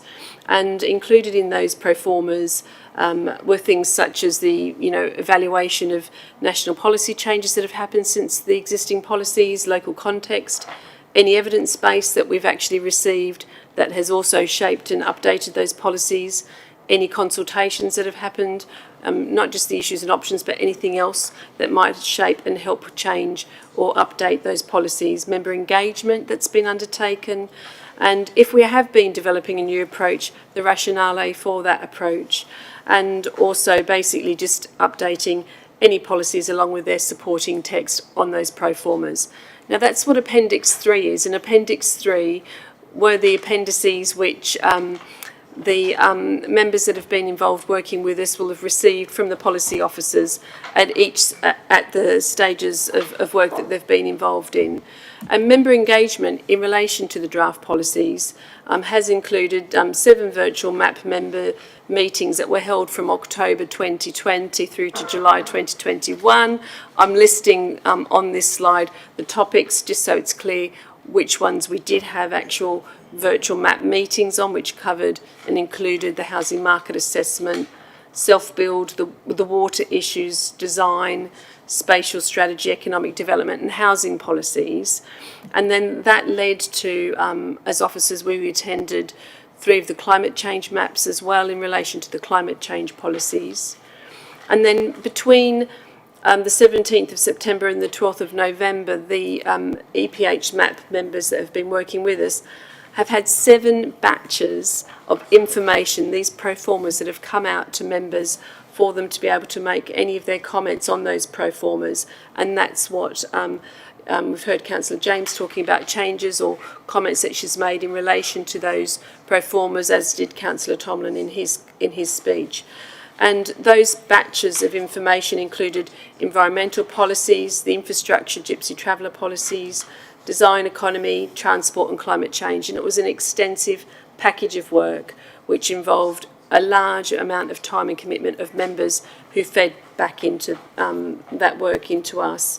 And there was a wash-up session on February the 22nd, in February, which enabled a space for members to make some further comment to the portfolio holder. I just want to explain the appendices because this is a huge amount of work that's before you and it's quite a lot to digest, and were I to make some suggestions, I thought that this might be appropriate time. So Appendix 1 is the clean policies. It's the final set of draft policies that we're presenting to you in this agenda. This is not final set as in set in concrete. It's just a clean document because some people find reading track changes more difficult. Some people like to read track changes, so it gives you that choice. Appendix number 2 is the document which has all the track changes on policies, which has captured those comments that members have made that are being brought forward. And I specifically, refer you to page 216 and 17 of your agenda pack, which actually sets out that there are 10 new policies, but of the update, there's 31 updated policies. Okay, so it will give you, it will remind you which of those policies are new and which of those policies have been updated. And then in terms of Appendix 3, that includes all of the pro formas that I've just mentioned earlier that the EPH members have seen. Appendix 4 is a really important piece of work, which is it's prepared by consultants Wood, and it's the Integrated Impact Assessment, which is the interim report for this stage of the review of the policies. And in that report, Table 3.1, which is on page 783, has some recommended suggested changes in relation to wording of policies.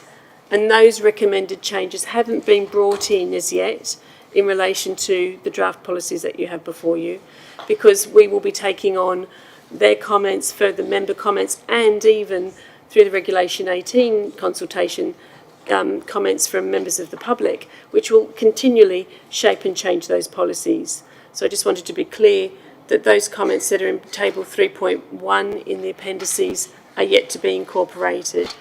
But what is good is that the conclusions that are made in relation to the assessment of the policies are that there's no significant policy gaps that are identified to date, and there's a number of significant positive effects from those policies.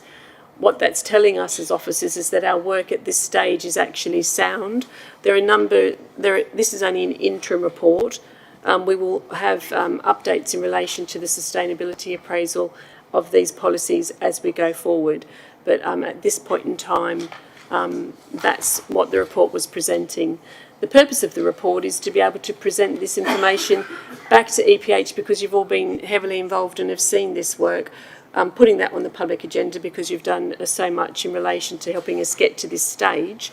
And yes, if there's further comments, and I can heard some questions with respect to EM10, but if there are further comments, we would take those away and reflect that into our work going forward. And that's really the purpose of this agenda item.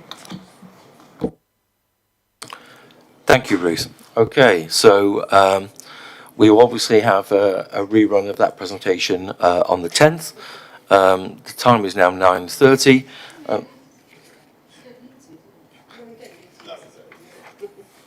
Okay, well, we'll have it there potentially for the 10th, and if we need to go through it, then we will. Okay, but Councillor Koleski, very quickly. Could I ask a very quick question just about the process? Because a couple of the members of the public mentioned earlier about asking for a legal review of all of the documentation. I think when we had that wash-up meeting that you referred to earlier, you said a legal review of all the documentation was planned. Where does that fit in terms of the sort of circular diagram you showed us right at the start? We take legal advice all the time, and we will have our own counsel that will be advising us as the authority. That information is obviously privileged, and we work with key members in relation to that legal advice. But we can definitely assure you that the local plan and how the policies work individually and together as a whole, which is one of the, there's a whole range of legal points that we'll be ensuring council will be advising us on. So yes, that work is part of it.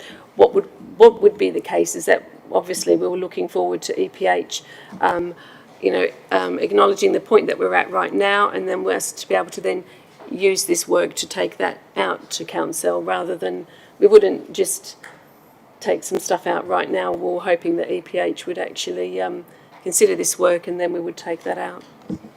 So sorry, just very quickly if I may, Chair. If it's very, very quick. Yeah, so will council have seen it before it goes to Reg 18? Yes.